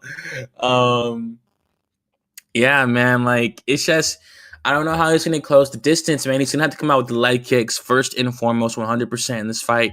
He has to use the kicks to even chop down that tree, slow him down, and like be able to use like go in and out. Like and that thing too, he has to go in and out from like the opening bell, but he can't get timed in this one. And I just don't know how he's gonna work his way inside to really crack him on the chin, really hurt him. Like he's gonna have to try to go for a takedown or things of that nature. So we'll see how it goes, man. He's always been a good fighter, Danny Gay. Anytime he's counting out, he always comes through. Remember when he knocked out Gavin Tucker in like 22 seconds? That was crazy. I watched that at work on my phone during the pandemic. That was crazy. That was wild. And yeah, man, like I just think for Dan Ige, I don't want to say that this is like a passing of the torch type of fight, but I don't know how he's going to be able to implement his game plan for real going into this one. And I think that Sean Woodson can come out here and get the decision. I don't think he'll knock him out. I just think he'll box him up and just win a decision. And we'll see where Dan Ige goes from here. He's only 33 years old, man. I would like to see him go down to bantamweight, to be honest, especially losing 3 in a row if he does here. I think going down to 135 could really give him a new life, at 33. So, we'll see how it goes, man. Most definitely. And I think that would be ideal, man. Like seeing him, seeing him at bantamweight would be amazing to me. Like I would love to see Danny Gay at bantamweight, bro. Like I think it'd really benefit him, bro. Like honestly. And going into the pay-per-view, first pay-per-view fight of the night. Please, y'all, don't forget to like, comment, and subscribe. Always love doing this for y'all. Whether we have a busy live chat or an empty one, always love doing this for any viewers that come late, that watch it after, anything like that. Please feel free to comment. Just building the show. podcast episode by podcast episode. And that's it. Enjoy doing this every time, most definitely. And please just don't forget to like, comment, and subscribe. It helps out a lot. 100%. And going with the first pay-per-view fight of the night, I won't spend too much on this one because we did talk about this earlier. When we did talk on the phone, I was at work. And you were at work too. We were just chopping it up. Let's see what time we were gonna go live tonight. And yeah, man. I'll be. I mean, hey, like I guess I'll still give it like the respect it deserves. So going into this one, obviously you know what's going on. Dominic Reyes, coming off the John Jones fight, suffered massive adversity in his career, losing 4 fights in a row, and some like by devastating KO. And it was really really sad to see him suffer that fall from grace. Seeing him in all the interviews, seeing him have to really come to terms with having damn near be robbed versus John Jones at UFC 247. I remember watching that on that couch that night in February, UFC 247. This incredible card. My Valentina, my baby, fought on that card when she fought Caitlin Chukagian, now Caitlin Seminara. Remember that card like it was yesterday, that Houston, Texas card. And yeah, man, and also that poster is fire. That UFC 247 poster, looking back on it, that poster was fucking fire, bro. And yeah, for Reyes, like I just always thought he was a good fighter. Like even when he was on his win streak, even when he knocked out Chris Weidman, I get it. He was coming up to 205. It wasn't that. I mean, like I get it. He knocked him out in the main event. I forgot what city that was. I watched it again, leaving work that night. I watched it on my phone. Real UFC fan. Getting out of work, I watched the main event, getting off super late that night, and yeah, man, like he knocked out Weidman, and after that, it really threw him to a title shot, and he rose to the occasion. And like I mentioned, he lost 4 fights in a row. They got knocked out by Jan Blachowicz, got knocked out by Ryan Spann, knocked out by Yuri Prohaska. It was just really, really sad for Dominic Reyes, man, and like to see him bounce back with these 2 wins, like it's really cool to see him have this resurgence in his career. I think even in terms of his skill set, he's still super athletic in my opinion. Still has really good power. He's 35 years old, so he is getting up there, and of course, he has taken damage in his career, most definitely. But I still think he's a solid fighter. He showed it in the Jacoby fight, knocking him out the way that he did. I'm not just going to decision like that. He knocked him out in the first, pretty sure like damn near in the first round. I was there at UFC Louisville. That was on my birthday, June 8th, when he did KO him. And you could just see the sense of relief just fall over him when he got the KO win. And knowing that, like, you go in there, you get the win, you buy yourself some time. Like that first month, you get to be high off that win. That check clears, you get to buy some clothes, pay some bills, and you get back to the grind, back in the gym. And then those few months go by, and that phone rings, and hey, Dominic, can you fight in Miami for us? And that's how it goes. You got to get back to it. So he has to step back in there against a killer. And Nikita Krylov. And now this guy's really, really good. It's the thing is coming off a 2-year layoff. So the minor Nikita normally fights pretty active. So it was weird to see him take 2 years off like that. He was in the UFC prior to this, but he got cut, came back. He was at the heavyweight division, but he cut down to 205. And this is where he is now. He's still really young, especially for 205 to be 32 years old. Not even 33 yet. It's really young for like heavyweight. He could very much still chase a title if he wants to. And for this right now, it's a close fight, man. But I mean, I think it's a really close fight. You feel me? And even of course to give Nikita Krylov his respect. I really like his skill set. The biggest thing about him has always just been his IQ, of course. Like I mentioned, he's 11-7 inside the UFC overall. He has 12 wins by way of KO, 16 wins via submission, and only 2 wins via decision. 2 wins via decision. I have 30 wins. So that lets you know, like, this fight's definitely going to be pretty insane. I'm not going to lie. There's a reason this is on the pay-per-view main card 100%. Are 2 big athletic guys. And like I said, this guy's a great striker, great grappler. He can really do it all. It's just only been, I IQ problems, even to show how good he is. He went to decision with Magomed Ankalaev, didn't get knocked out, didn't get submitted, went to unanimous decision, and he lost, but he still showed his level, and that was 4 years ago. So he was 28 at the time, you know. And for this one, I do think this is a close fight. Um, as we talked about this earlier, we did, you know. Um,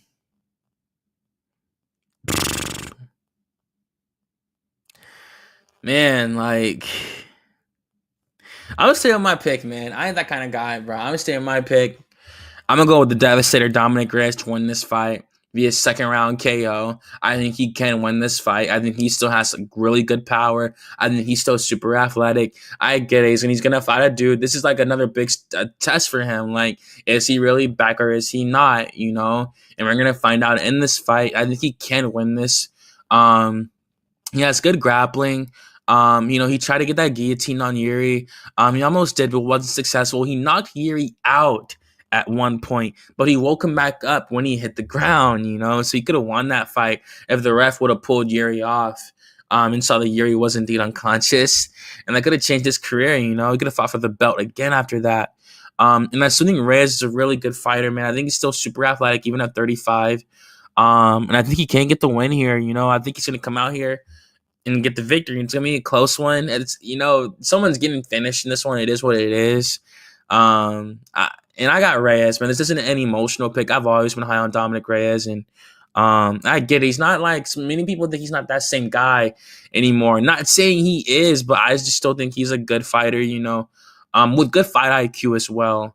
When he's confident, and he's on, he's really fucking good, Dominic Reyes. So, I got Reyes to win this via second round KO. Dominic, most def. Yeah, man. I'm on the other side. I'm taking Nikita to win this one. I just don't think Dom is the same. Like you said, I don't think he's the same fighter. Like you can't look at the John Jones fight too much and weigh it in here only because he's not as fast as he was there. He's not going to be able to stuff the takedowns the same way he did. So obviously Nikita's not the same. Like we'll just little MMA math here, not to get into it. Obviously Nikita's not like the same grappler as John Jones. It's not like no one really is, but Dom isn't the same guy he was. He's not as quick. He's not going to be able. He's smart, but he's not as quick. So yeah, he could stuff a takedown. He could stuff two takedowns. Maybe he stuffs them all. I don't think so. I think Nikita's going to be able to get him down. He's such a dominant grappler. He's really quick. He's really strong. 2-year layoff, that could be a little ring rust. That could happen 100%. He comes in here, looks good, can't get the job done because of ring rust. Or maybe 2 years off could be, oh, we're in a new part of my career. I'm only 32 years old, about to be 33. Not that old. I mean, Dom is 35. We got about a 2 to 3 year age difference in this one. I just don't put enough weight in those last two fights that Dom won. I mean, a lot of people do, and I don't. I'm not impressed with the Anthony Smith win. I don't think Anthony Smith was too emotional to be in that octagon. For sure, most But def. he also wasn't at a skill level where he should have been. A lot of people thought he should have retired based off skill level, and then he comes in there practically crying in the octagon. Like, shout out to him 100%. I know that was tough. That was adversity and everything. Like, That was so difficult. better man than us for doing something like that. But you In weren't in front the of right all those mental people. space to fight. Like, mental space is so important. Like a lot of people, like they'll do drugs in a bad mental space and they'll make them even worse. Imagine fighting another human being, dude, in a bad mental state, dude. You have to think about his next move, and your head is clouded. You were just crying a few seconds ago. Your head is clouded. I mean, he didn't get the clarity clearly from crying, so it just sucks. For him, and so that's why I don't put a. And it looked like Dom. I mean, he did finish it, but it looked like he Kind wasn't of able to holding get the back. finish for so long in that one. I don't think he was holding back. I think he couldn't get the finish for a little while. I think he was trying his hardest to get it. And then in the Yo. other fight, I don't put a lot. It seemed like it was kind of like a flash luck. And I don't mean to say lucky. Come Lucky is not the on. word I want to put. It's not the word I want to put because it was calculated, but like Come just fight on. IQ. But I don't think he looked that good in that fight. Besides the knockout, and a lot of people just wanted to say that Dom is back Howard. just to say Dom is back. If what's his name was in chat right now, it'd be like, oh, you're hating on yourself right now because he thinks I look like Dom Cruz. But yeah, dude, I'm gonna take the faster, more athletic guy in this fight. I, I think I think Nikita's a better striker, and I think Nikita's a better grappler, so I'm gonna take him in this fight. We're gonna see how it goes. I still think Dominic's a really good grappler with a lot of not grappler, really good striker with really good power, most definitely. Um, I just think that's what he really needed to show himself, and like a confident Reyes is really, really good, man. And it's like, um, we'll see how it goes, man. Most definitely. It's gonna either way. It's definitely gonna end in finish. All five of these pay-per-view fights could end by finish, but moving on to the next one, though, most definitely. Um, yeah, man, we already talked about it, so I'm glad we get to really dig into it now. So, like I said, of course, she's talking about Yair versus Pitbull. This matchup, I love it. They're giving Pitbull exactly what he wants right out the gate, and I love that. Because obviously we just saw some news broke before this podcast. Tagir Ulanbekov will welcome Kyoji Horiguchi back to the UFC at UFC Baku, and like even as I check the rankings right now, and I go to the flyweight, Tagir Ulanbekov, and keep in mind, Kyoji Horiguchi was a champion in Rising, he's a champion in Bellator, he's a real popular fighter. He's getting the number 10 ranked guy in his debut. Now, I think he could have at least gotten Alex Perez or something like that, like the number 7 ranked Alex Perez, maybe. I do think that Kyoji Horiguchi could have got that. So Tagir is a very good rank 10, though. absolutely, it's a good litmus test to see where he is, and they're definitely gonna try it for sure. Just to see where he is in his return, and to the UFC like that. He is a little older now at 34, Kyoji, compared to when he was here in his mid-20s. So, but it is good to have him back where he should have been the whole time, in my opinion. Always been a UFC fighter, in my opinion, most definitely. And yeah, man. So for this. Like I said, with Pitbull, because I want to start with one of the greatest featherweights in MMA history. I can't say UFC history because, of course, he's making his debut, but for sure, one of the greatest featherweights in all of MMA history. Whoever you talk to, whoever you ask, he's a great fighter. 2-division Bellator champion, the greatest homegrown product to ever fight in Bellator. 100%. If you like Michael Chandler, he knocked him out. He took his belt to become the lightweight champion. Really testing himself. Even at 5'6", he's achieved so much in all of these fights. With his smaller frame, and it doesn't matter. You can see how he carries himself. He always has so much confidence. Even losing in Rise in the way that he did, he's still coming out with a lot of confidence out of his last fight. And for this, I think the UFC. Excuse me. I think the UFC. They're kind of choosing between either or in this one, in my opinion. Because if Yair loses to an unranked 37-year-old, man, it's gonna really hurt him, especially on a 3-fight losing streak. That would devastate Yair's confidence. I watched the media day because Yair is always one of my favorite. I love Yair Rodriguez. I'm not gonna hold you, bro. I've always liked his story. Just being here as long as he has, he's grown up inside the UFC, being from his mid-20s, like the whole 26-year-old Jeremy Stevens era, to being 32 years old now, and having fought for the belt.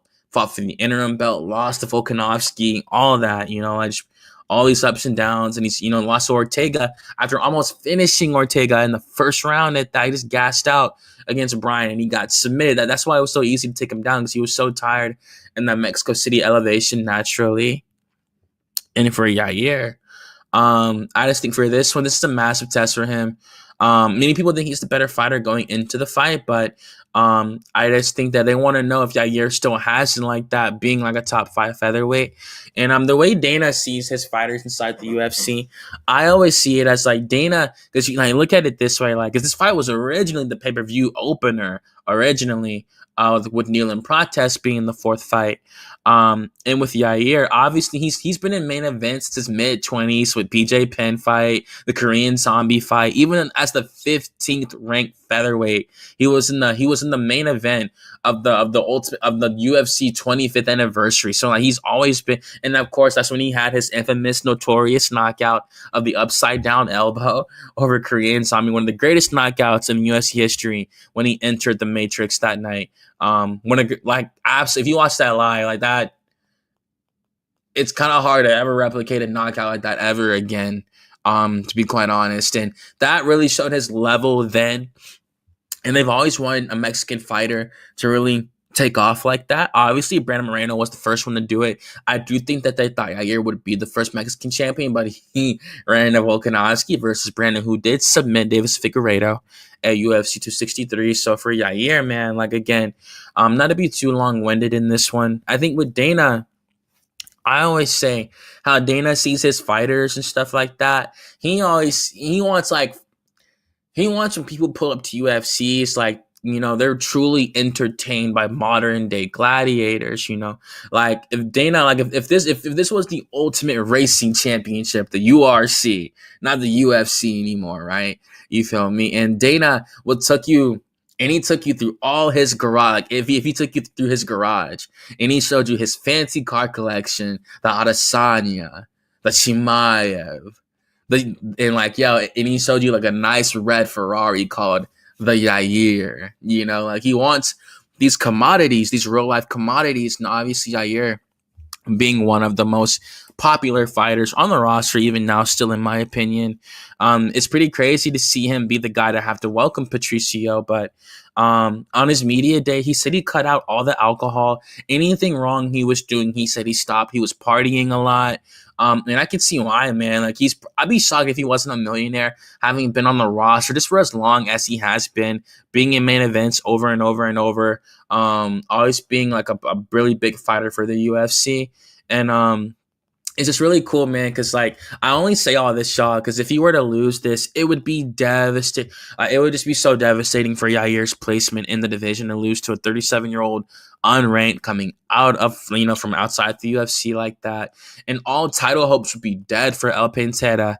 But of course for Patricio, like I said, this guy's a great fighter too. He has great leg kicks.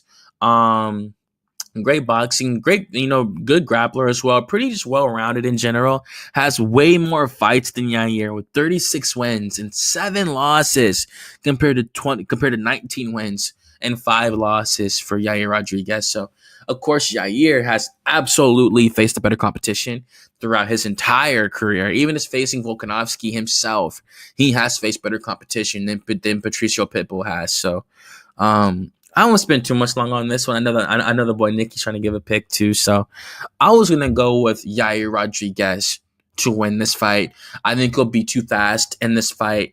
He'll assess the distance real well. And I think he can win this one, man. He's coming in a minus 200 favorite with a fire lit under him after losing those 2 losses. This is in normal temperature. Like, this is normal elevation. This is down in Miami. So have a good gas tank. He's always had a good cardio. Never been a guy to fade in round 2, anything like that. People like to make it seem like, like when it gets gritty, he gets out of there pretty quick. I disagree with that. He fought tooth and nail against Max Holloway in the Apex, going back and forth, getting clipped on the jaw. That was a crazy fight, and like I said, the Korean Zombie fight, he fought tooth and nail, and that was when he was younger, more immature back then, So I don't agree with that narrative that, if it gets too hard for him, he'll get at it, he'll want to quit or anything like that. I think with the Volkanovski fight, people forget he caught a massive headbutt. It wasn't really like a clash of heads. Like, Volkanovski's forehead hit Yair flush on the chin, and you see Yair crack a smile because that had to have hurt, man. Absolutely, he had no chance to recover, and he covered up, got taken down, and that was it, And of course, even that was 2 years ago now. The UFC 290 was, so that was ultimate. That was International Fight Week 2023.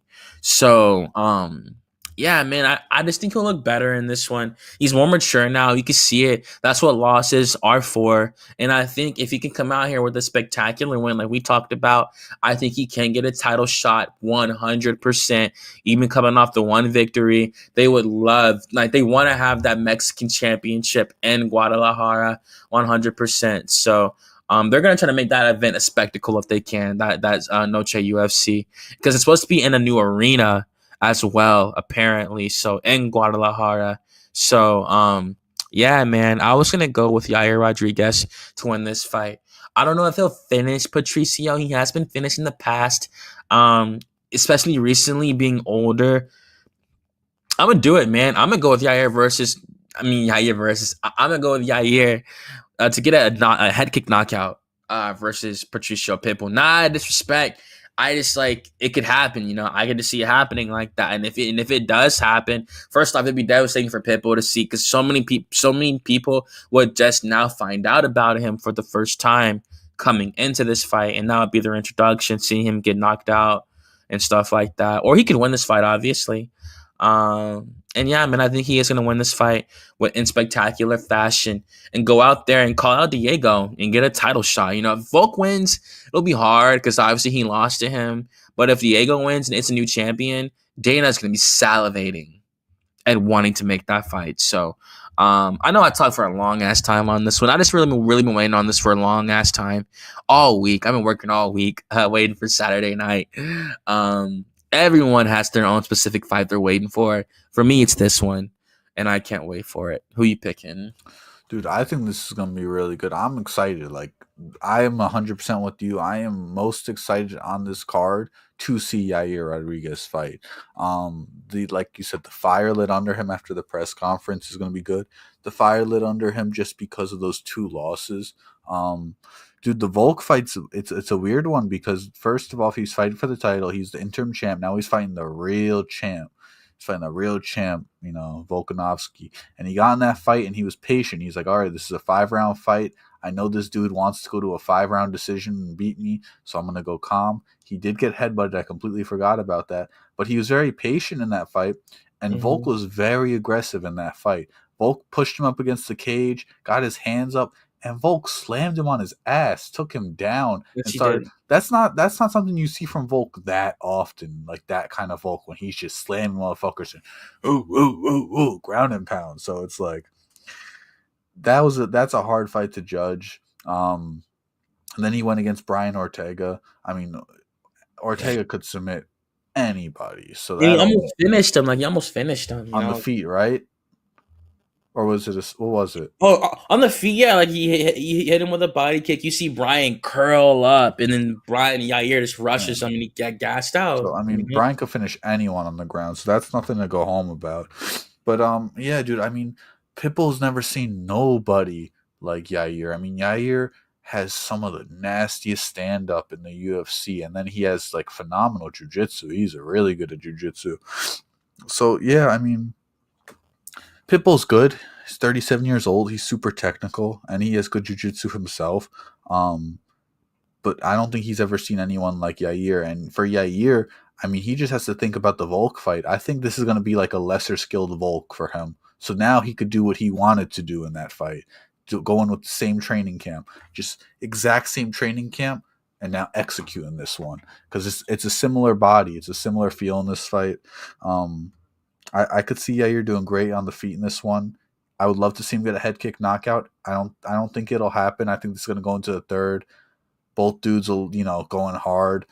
I could see this ending up on the ground. I was telling you, and I think Yair pulls off a late sub because he's chasing a finish in this fight. I don't think he wants this one to go to the scorecards. I think he wants that finish so he can call out Diego Lopes. Because you got to remember, this fight is before the main event, so I think he calls out Diego Lopes no matter what.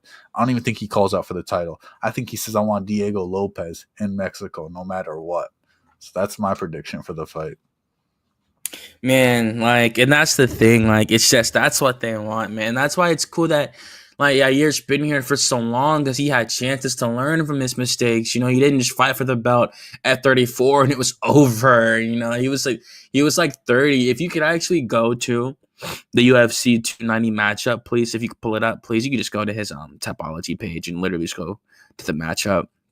I just forget how old he was when he fought for the title against Volkanovski. Yeah, booyah, in the middle, just like that. He was 30 years old on that night. So, I mean, yeah, man, it wasn't just over for Yair after that.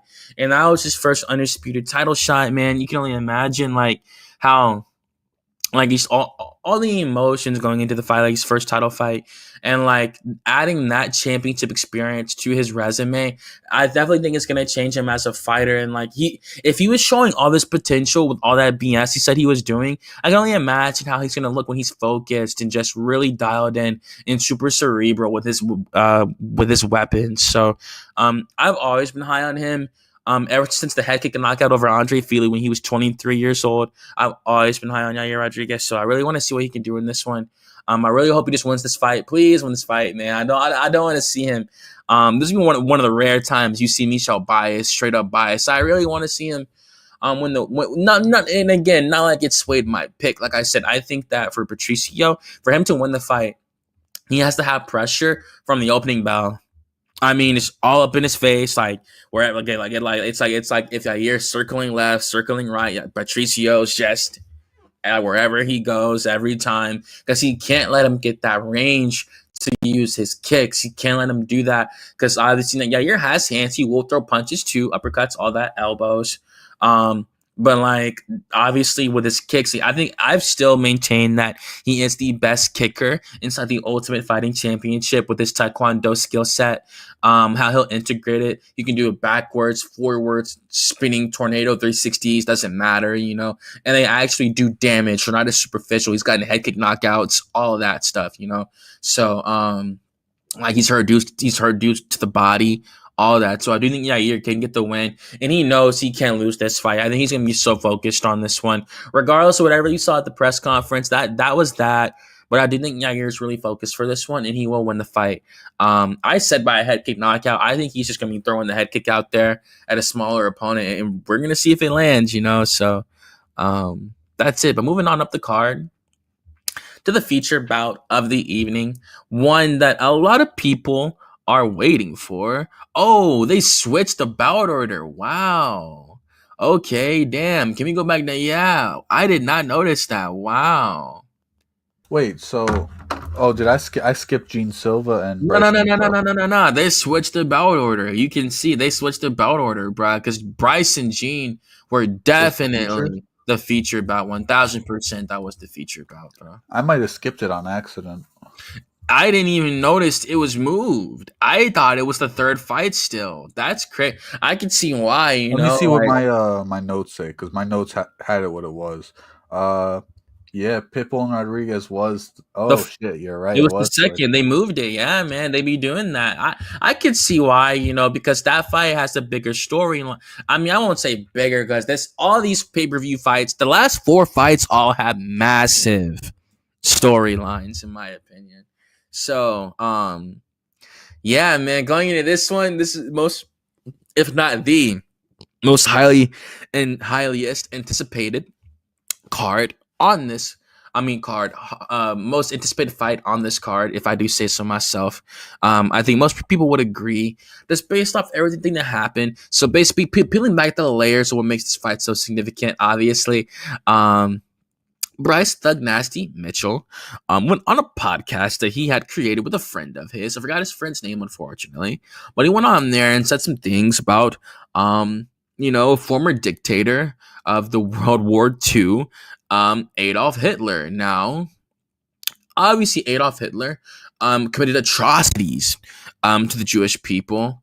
And many people, like gypsies, like it was a lot of people that were in those concentration camps that, from throughout all the Holocaust, like homosexuals, black people, like any people that weren't of the Aryan race were in those concentration camps and stuff. So obviously one of the most horrific events in world history. Many people weren't there to see that. There weren't really there were cameras and stuff, but if people had a real firsthand documentary view of that, seeing children, gas chambers, stuff like that, like it would, like there'd be no jokes made about the Holocaust. Like how they joke about 9/11 and stuff like that. That's just the internet. The world we live in nowadays.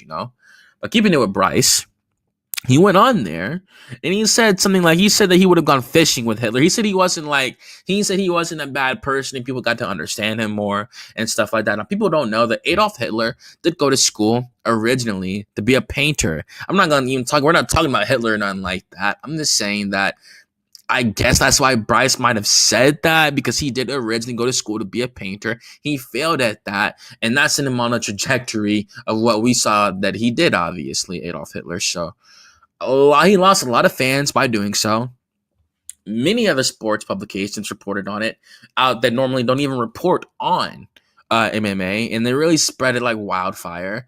He even said Dana White called him called his phone off the rip and asked him, "What were you thinking?" Like, he said he went on a post fight press conference and told everyone he thinks he's extremely stupid. Said it straight up, he's dumb as f. He really thinks he's really stupid, and I can only imagine how Bryce felt sitting in his room watching that, man. And like, it was super unfortunate.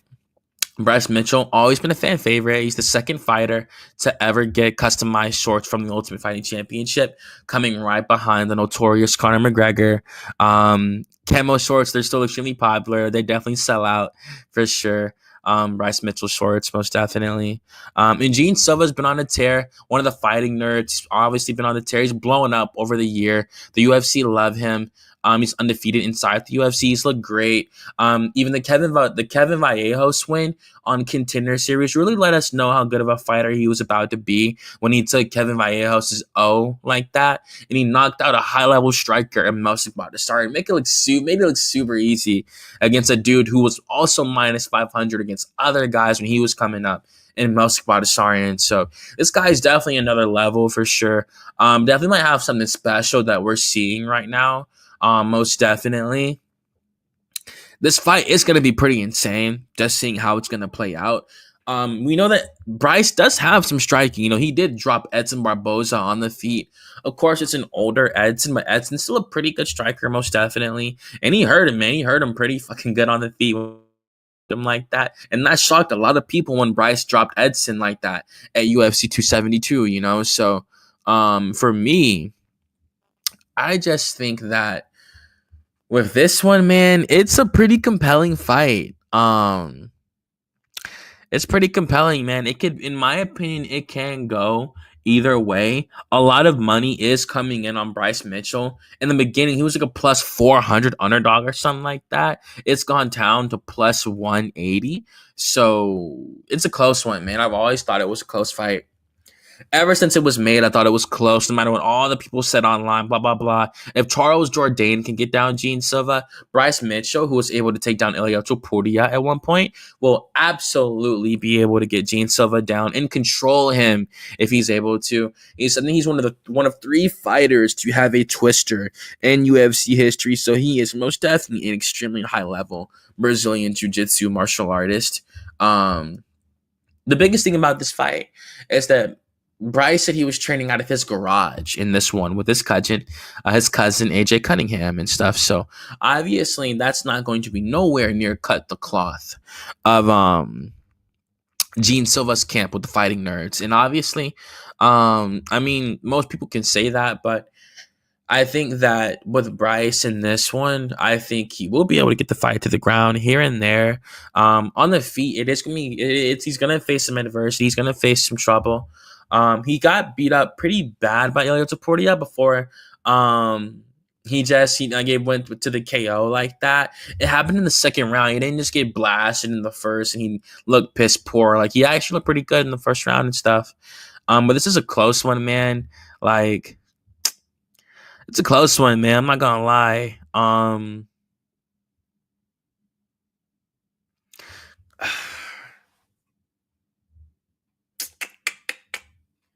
Man, dude, because Gene Silva is really good, man. He's a good grappler. Obviously he has the striking advantage going into this matchup, but I think Bryce has the grappling advantage. I do think he is straight up the better grappler going into this fight. He looks pretty confident. Damn, man, because it's like, I just wish Bryce was still at like a bigger gym, It's like, man, again, man, like, I'm gonna stick with my gut. I'm not gonna be switching up picks and stuff like that. I was gonna go with Bryce Mitchell in this fight, man. I was gonna go with Bryce Mitchell. I think he's fought the way better competition throughout his UFC career. Even just fighting Ilya Topuria, he showed his ability to get him to the ground, even facing the adversity on the feet at first. He was throwing stuff out there in the first round at Ilya, just throwing, decoy punches basically. And it worked. He did get him to the ground with his wrestling, and he controlled him for a minute. I do think that, this is a 3-round fight. If he can control him for 2 out of the 3 rounds, I do think he can win the fight. It's going to be a crazy fight. It's going to be back and forth. Bryce is not easy to finish by any means. Doesn't matter if he's getting clipped or hurt or anything like that. He will be able to get the fight to the ground. I do believe that. He's expecting to take a lot of damage in this fight. He knows it's going to be a hard fight, especially with all the trash they've been talking throughout the week and stuff like that. We'll see how it goes. I could be wrong, man, but I was going to go with Thug Nasty to get it done via decision in this one. I think he'll stop the hype train, man. I think he will. I think he's been really focused on this fight, even with all the stuff going on. I've always liked his skill set. He's always been a good grappler, good wrestler, and a high-level jiu-jitsu artist, not just a decent one. So I think he could even get the sub in this one in a crazy fight, all bloody from getting beat up on the feet a little bit. But who you picking in this one, Nikki? I'd love to hear, bro. I'm also on the Bryce train, dude. I got him winning this one. I was looking at the odds too. They had him at a decision at plus 400. I think that's easy money right there, dude. It's all written over. This fight's interesting because I think it's all optics, dude. It's like how people view it. I feel it's more like narrative than people are going into it with like mixed martial artist skills. They're viewing Bryce Mitchell, one with his, out of the octagon cage stuff. Doesn't matter once they close the doors, in my opinion. People think he's in a bad mental space. I think he's being himself, if anything, which doesn't affect him at all. Exactly. I think people are shitting on him, but the fan reaction has been helping. He's had some great cheers. I saw him loving it up with some fans outside the arena today. So I mean, his mental space should be getting better from after all the hate. And then like I was telling you, they view Gene Silva.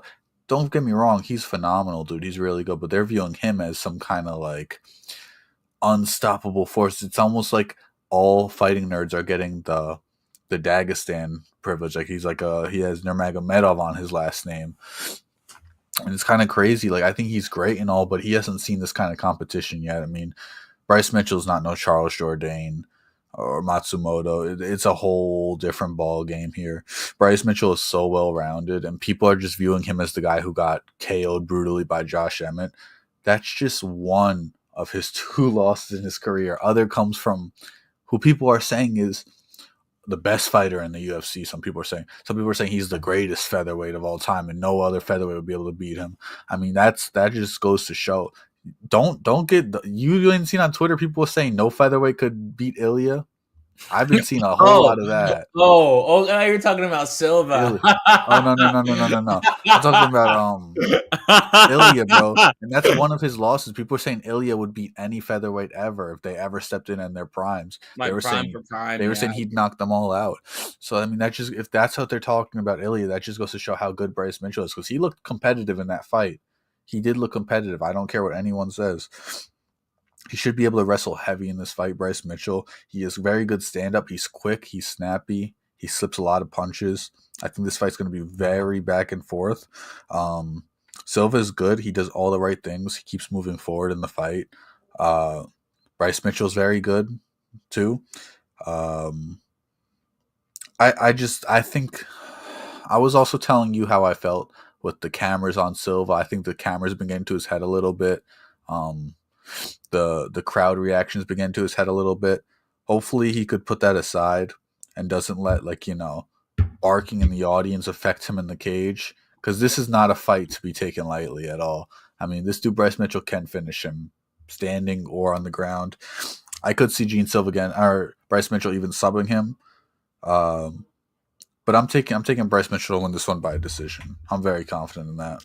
I'm not gonna lie, bro. When he had dudes fucking whoa in the fucking crowd, it's gonna happen. It's gonna happen in a sold out arena, because he has a slow walkout. So when he makes the walkout, oh my god, bro, this card's gonna be crazy.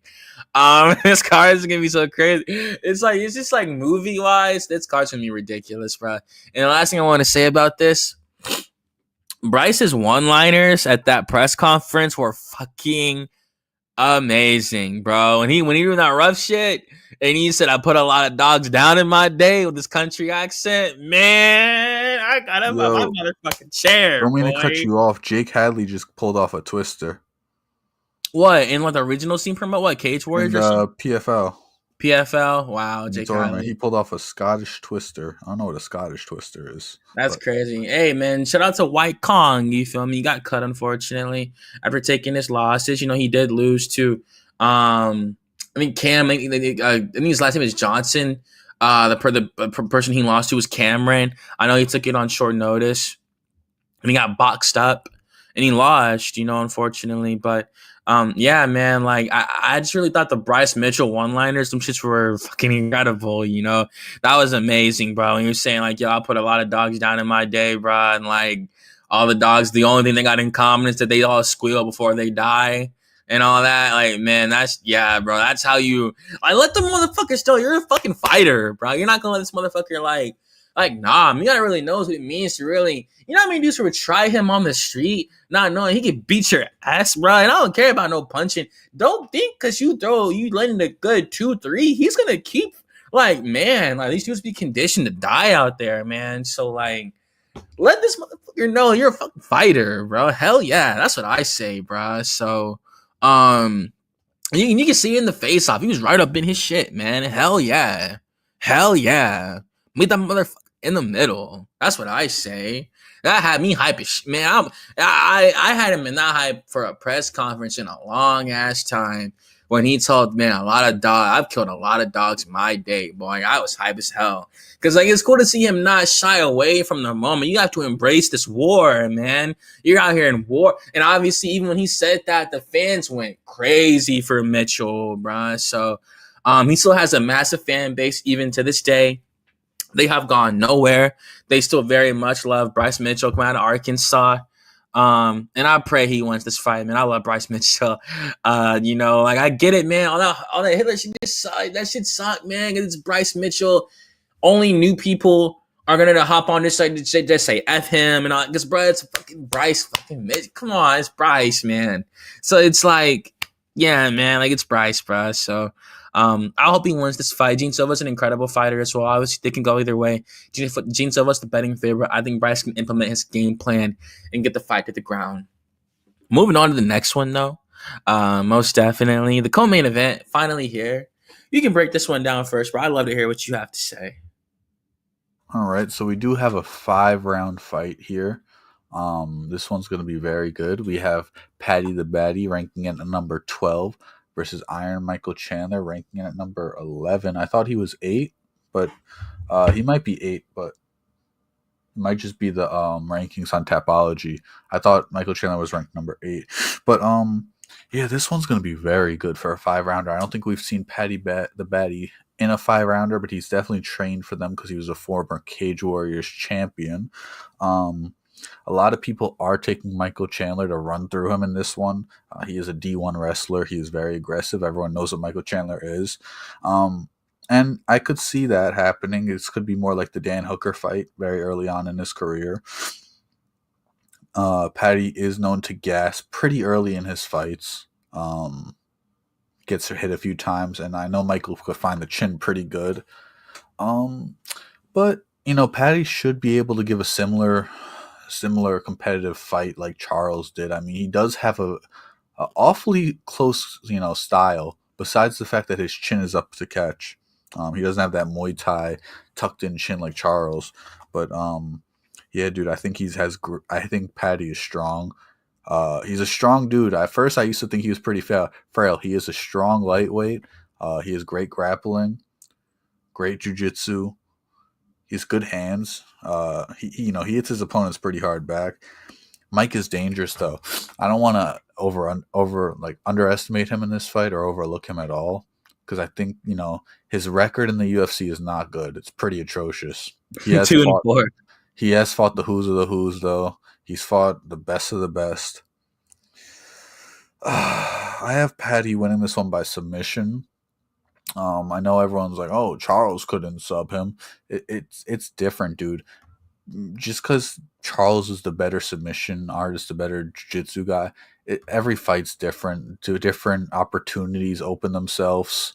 Different, mistakes happen at different times. I have Patty winning this one by sub. If this fight does go in the distance, I would say Chandler could win this one by decision or a late knockout. Um, some people are talking about a robbery is already set in for Patty. Uh, we'll see, dude. I'm just gonna, go into this one. I'm taking Patty to win this one. I'm more excited to watch it than get a prediction right because I think this will be a barn burner for sure. Yeah, man, this is one of the ones I can't wait to sit back and relax. Me personally, yeah, man. Like, I mean, yo, like, can't spend too much longer on this fight. This dude got to take care of some stuff, but obviously this fight is massive, and that we're finally gonna find out how good Paddy Pimblett is. He's gonna get really pushed in this fight. I think Chandler's gonna get right in his face from the opening bell. I do believe that, not just saying some fan stuff. I think he's gonna be super aggressive, man, trying to take his head off, and Paddy has to be prepared for that rush, that flurry. And I think right now for him, man, like it's gonna be do or die. He's gonna have to really test himself. This is probably the best fighter he's ever faced in his entire mixed martial arts career. So they're giving him that step up. People said they wouldn't do it, but they're doing it. They took their time. They gave him 6 fights. He took it bit by bit by bit. We're gonna sway up to fight nights to pay-per-views. And he's here now in a pay-per-view, co-main event, the fight before the main event in America, walking out. Even though he's in America, he's for sure going to have a lot of people pop out. He's going to get a big pop when he makes the walk for sure. And I can't wait, man. I'm really excited. I'm really intrigued to see how it just plays out. Another fight where we could like lose Michael Chandler, or Patty's not gonna go anywhere, but they want Patty to keep win. They want him to win every single fight. They cannot afford a setback with Paddy Pimblett. He's just turned 30. He's really young. They want him to be up there. They want him to fight for the belt. They would love for Paddy Pimblett to be champion. It's gonna be really hard.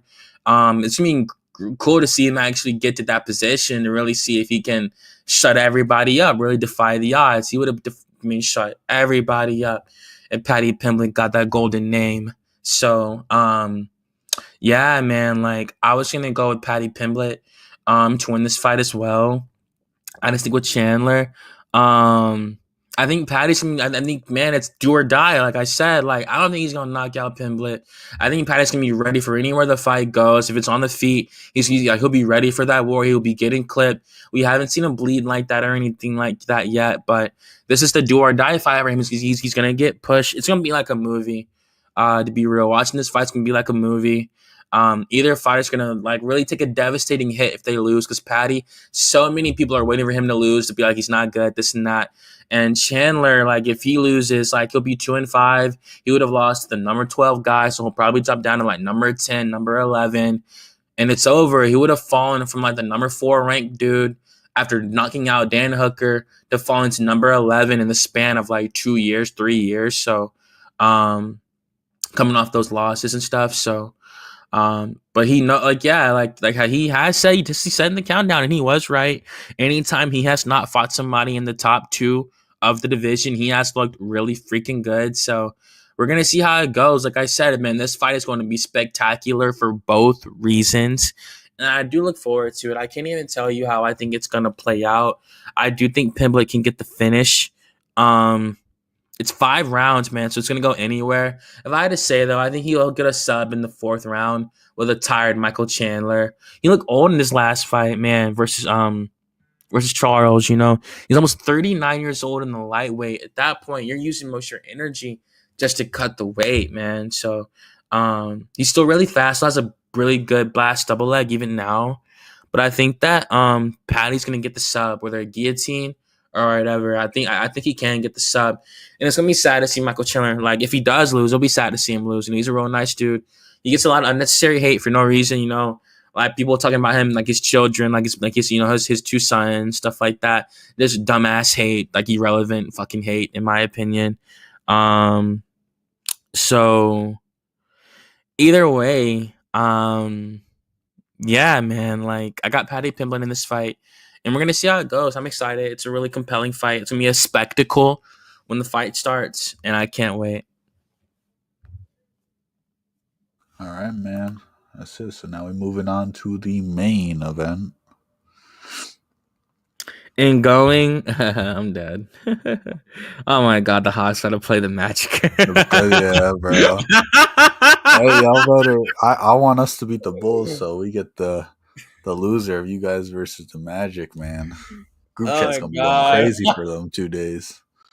We gotta play I'm sorry, guys. We have a friend that we also known for over a decade who's an Orlando Magic fan. I live in Atlanta, Georgia, so the Hawks gonna play them for a playoff spot this year. So He's saying that y'all don't have the talent, man. They got is Paolo and Franz right now. Y'all should be able to win that game. we'll see how. Man, I'm not gonna like, bro. Winner gets the I'm not gonna even gonna read it. It's winner gonna gets the piss me off. Celtics. Loser goes and gets a chance at the Cavs. So I I mean, mean, losing yeah. would. I'd rather face the Cavs than the Celtics. I mean, we beat Cleveland twice this year, but I mean, it is what it is. We'll see how it goes. Like, you're right though. I would rather face Cleveland in the Might playoffs. want to lose that one and try and beat the Heat or the Bulls.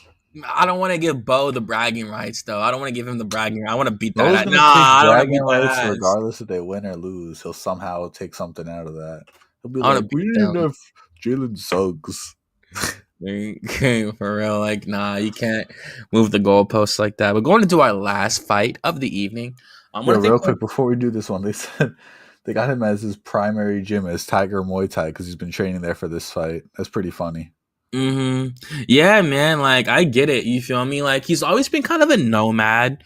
He really has like that home training gym, but as long as he has Joe Lopes with him, he's really comfortable wherever he goes, whether it's city kickboxing with Israel and all them boys, or at Tiger Muay Thai. But yeah, y'all know how I like to do the main events, most definitely. I know Nikki really likes Diego, so I'm gonna let him take Let Diego me when get I'm Diego. done. I'll let you get Volk. Um, You get the longer. You've been around for Volk's whole career. I've been around for Diego. This is like the first time we get to do it naturally. Like I've mhm. seen Diego's whole career and you've seen Volk's whole career, so this one works out. Most definitely. And yeah, man, so Volkanovski, one of the greatest fighters to ever put the gloves on. Undoubtedly one of the greatest fighters we've ever seen inside the Ultimate Fighting Championship. Just want to take it back to 2020, man, because like it was in the middle of the pandemic, like he was riding high. I remember UFC 273, Volkanovski versus Korean Zombie, picked him apart. 276. He hopped right back in there 3 pay-per-views later. An international fight week and ended to end the trilogy with Max Holloway. A little bit further.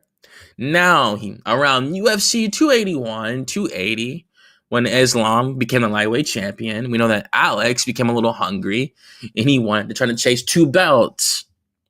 So when he went up at UFC 284, all-time great fight, all-time classic. Me and Nikki still talk about it to this day. UFC 284, the first Makhachev versus Volkanovski fight. One of the greatest fights in UFC history, in my opinion. Amazing fight, even if you watch it back. It was super high level, just super high level. Everyone was saying if he'll be lucky to make it out of round 3. If Islam gets his hands on him, it's over, this and that. And he survived. You feel me? Playing ground and pound in the 5th round and all that kind of stuff, you know?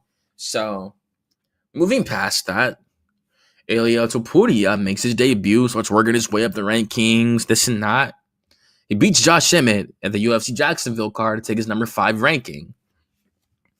Now, Volkanovski took some money at UFC 294 when he got knocked out with a head kick by Islam Makhachev. Now, I hated that shit. I'm going to be quite honest. I didn't count the win. I didn't like it. I mean, man, he had 10 days notice, and they already had a backup fighter, and Mateusz Gamrot, who they just pushed to the side, and he weighed in and everything. They didn't let him fight because they do it. Turkey Al-Sheikh probably pulled him in the back room and said, "Hey guys, we really need a big fight for this. We got a lot of people here. It's a pay-per-view, not a fight night. We really want a big fight. So Makhachev knocks out Alexander, and from then on there, it was all over. Obviously, we saw him get the win in between at UFC 290 over Yair. But like I said, he did get knocked out with a head kick.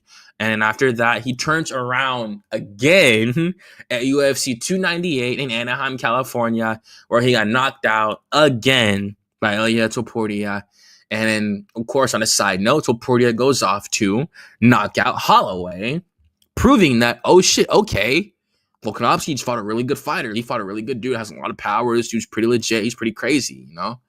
And then, so for now, Volkanovski really hasn't. I mean, I say all that because obviously that has led us to the events where we are today. Obviously, when you know, like, and like you'll say Diego, you don't gotta say his whole track story like how I just said. I'm only mentioning Volkanovski's like the story up until now because that's the biggest. Like, it's led to the scariest thing about this fight being his durability in question. Do I think he is the better fighter? Everywhere this fight goes. I mean, not everywhere, because Diego is for sure the better grappler. Definitely has better jiu-jitsu off his back, more tools in the tool bag, so to speak, in terms of his jiu-jitsu. But I think for Alexander, definitely the better striker, better footwork, better cardio, better striker, in my opinion, better counter striker, all that. You know, I think Diego really only has the grappling in this one. Alexander's fought way better competition throughout his entire career. And yeah, man, I just think with going into this one, the biggest question is his age, being 36 years old in the featherweight division, having to cut all that weight at 36, you know, to get down to this weight class. And obviously, it can affect his durability. Now, do I think that he'll be chinny in this fight? Do I think he's chinny, period? Hell no. I do not think he's chinny. Not at all. I think Ilya hits really, really, really, really, really hard. He knocked out Holloway, who also had never been knocked out before. So I think he hits really hard. Also, Alexander won that first round versus Ilya Topuria. He busted up his nose really, really bad. He was kicking the hell out of him to the body, hitting him with the jab. His nose was bleeding. Topuria's nose was all that kind of stuff, you know. So he's still really competitive, even at his older age right now. He's still really competitive. So, yeah, man, like we all know his skill set. He goes in and out, really fast feet, great footwork, great power, even for his his little frame.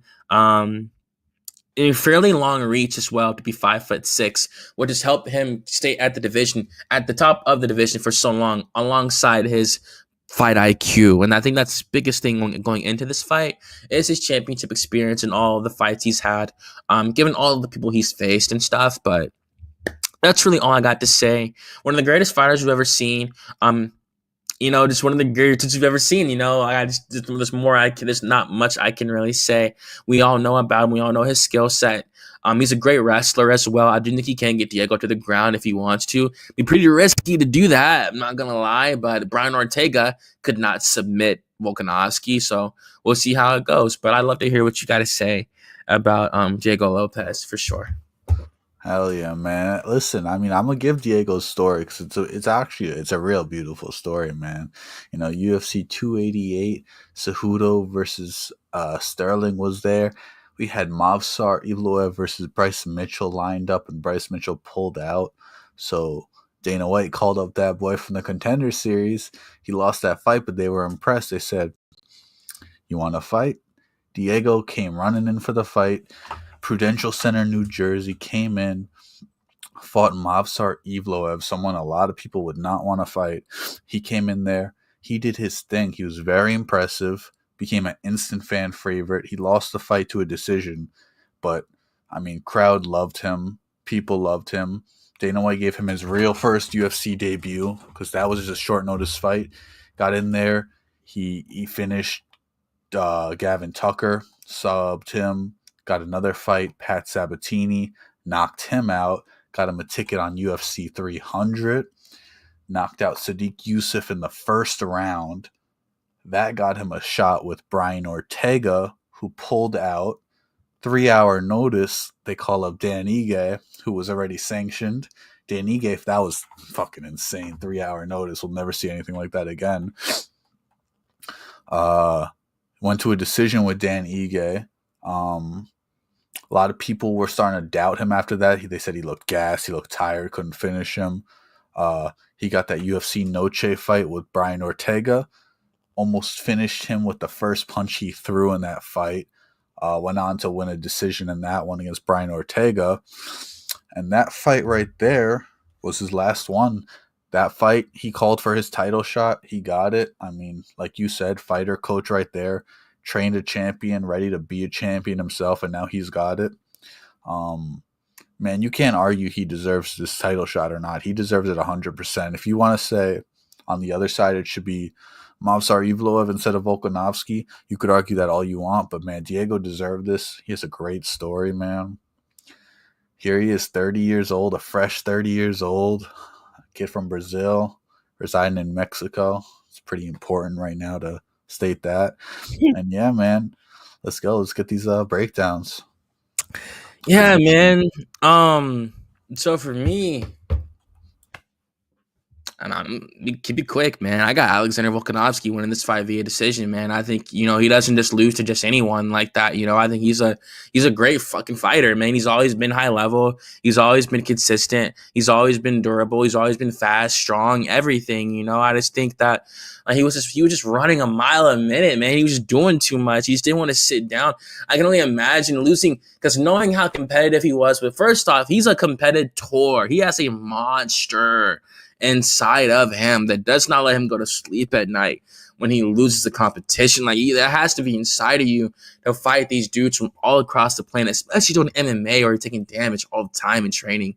So, when he lost to Islam like that, after being so competitive with him the first time around, that just ate at him from the inside out. He couldn't stand. He just wanted to get that win back so badly, similar to Jamal Hill when he got knocked out versus Alex Pereira, and he hopped pretty quick back in there. He tried to at least versus Khalil Roundtree. I mean, Jamal got knocked out at 300, tried to hop back in there at 303. That's how crazy that was, yo. That's how much that can mess with these dudes, And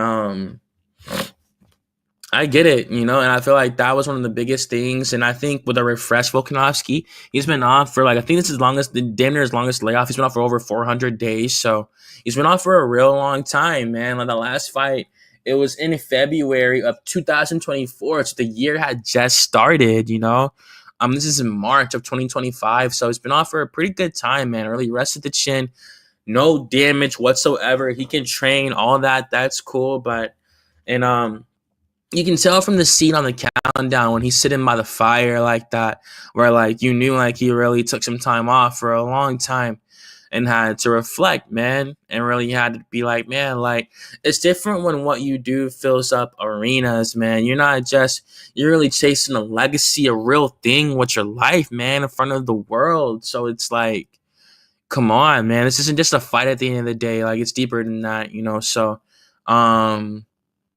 yeah, man, I got Alexander Volkanovski to win this fight via decision. I think he's going to get it done, and I think he'll outlast. As long as he can just outlast that flurry, Diego has 2 rounds to finish Volkanovski, in my opinion. If Volkanovski's firing on all cylinders, cooking by round 3, I think it's over for Lopes. I think he's going to take over how he normally does. I think he can take him down, too, especially if he gets tired. Hold him down, control him, get some ground and pound. And yeah, man, it'll be in new, and we'll see what happens after that. It'd be cool to see Diego win, because I do want to see Lopes versus Rodriguez. I told Nikki before we hopped on here, if he were to win, it would literally be the complete beginning of an entirely new era at featherweight. It'd be new title fights, new everything. It'd be Lopes. And you called for that fight before the beef too. You told me that days ago that you'd love to see Lopes versus Rodriguez. You told me that days ago before the beef even brewed up. Because it was just man, I just think for it to have that and go out, it would just be tailor made. It'd be perfect. It'd be, because that's what the UFC wants. They want to be able to have real UFC events in those parts of the world, and have real fighters that appeal to them. Not have Americans headlining in Mexico. They want to have Mexicans that really have it, and not have it where they got to rig the sport to nah, man. These are just the champions, So they love that, man. Best believe it. So, like I said, I think Alexander's going to win this via decision. Just of the experience alone, I think Diego has 2 rounds to get the finish. If he does, I think he's going to take over and wrestle, strike, whatever. I think he's still well-rounded, still really good. Even this last fight, he got knocked out, and he looked good in the first round, man. So it's yeah, Brady only had a layoff. So I got Volkanovski, man, and new 2-time. I love the breakdown. I love the pick. Before I give my pick, let me just say I don't give a damn who wins this fight. I don't give a damn about my pick if it's right or wrong. I want to watch this fight. I want to enjoy Sure. this fight. So I'll just get my pick out the way. Your breakdown is 100% correct, and I agree with everything. Diego has 2 rounds to get it done, or else this is a complete Volk masterclass decision win. We know Lopes will fade. Volkanovski is one of the greatest UFC fighters of all time. He is coming off 2 knockouts, but those are the 2 best UFC fighters in the world right now. Probably the 2 best mixed martial artists in the world right now. So yeah, but let me say one thing, dude. MMA is a young man's sport. 30 years old, fresh and hungry, man. I mean, Volk has seen the belt, he's tasted the belt. But dude, it's a young man's sport, dude. Diego is those flurries are a real thing. I'm just gonna, like I said, I don't give a fuck if my pick is right or wrong. I'm just gonna throw it out there. I got Diego winning this one. I say he finishes it in 2 rounds. But I don't care. I don't care if it's wrong. I don't care if it's right. I'm just there for a good fight. I don't mean to rhyme there, but that's it for me, dude.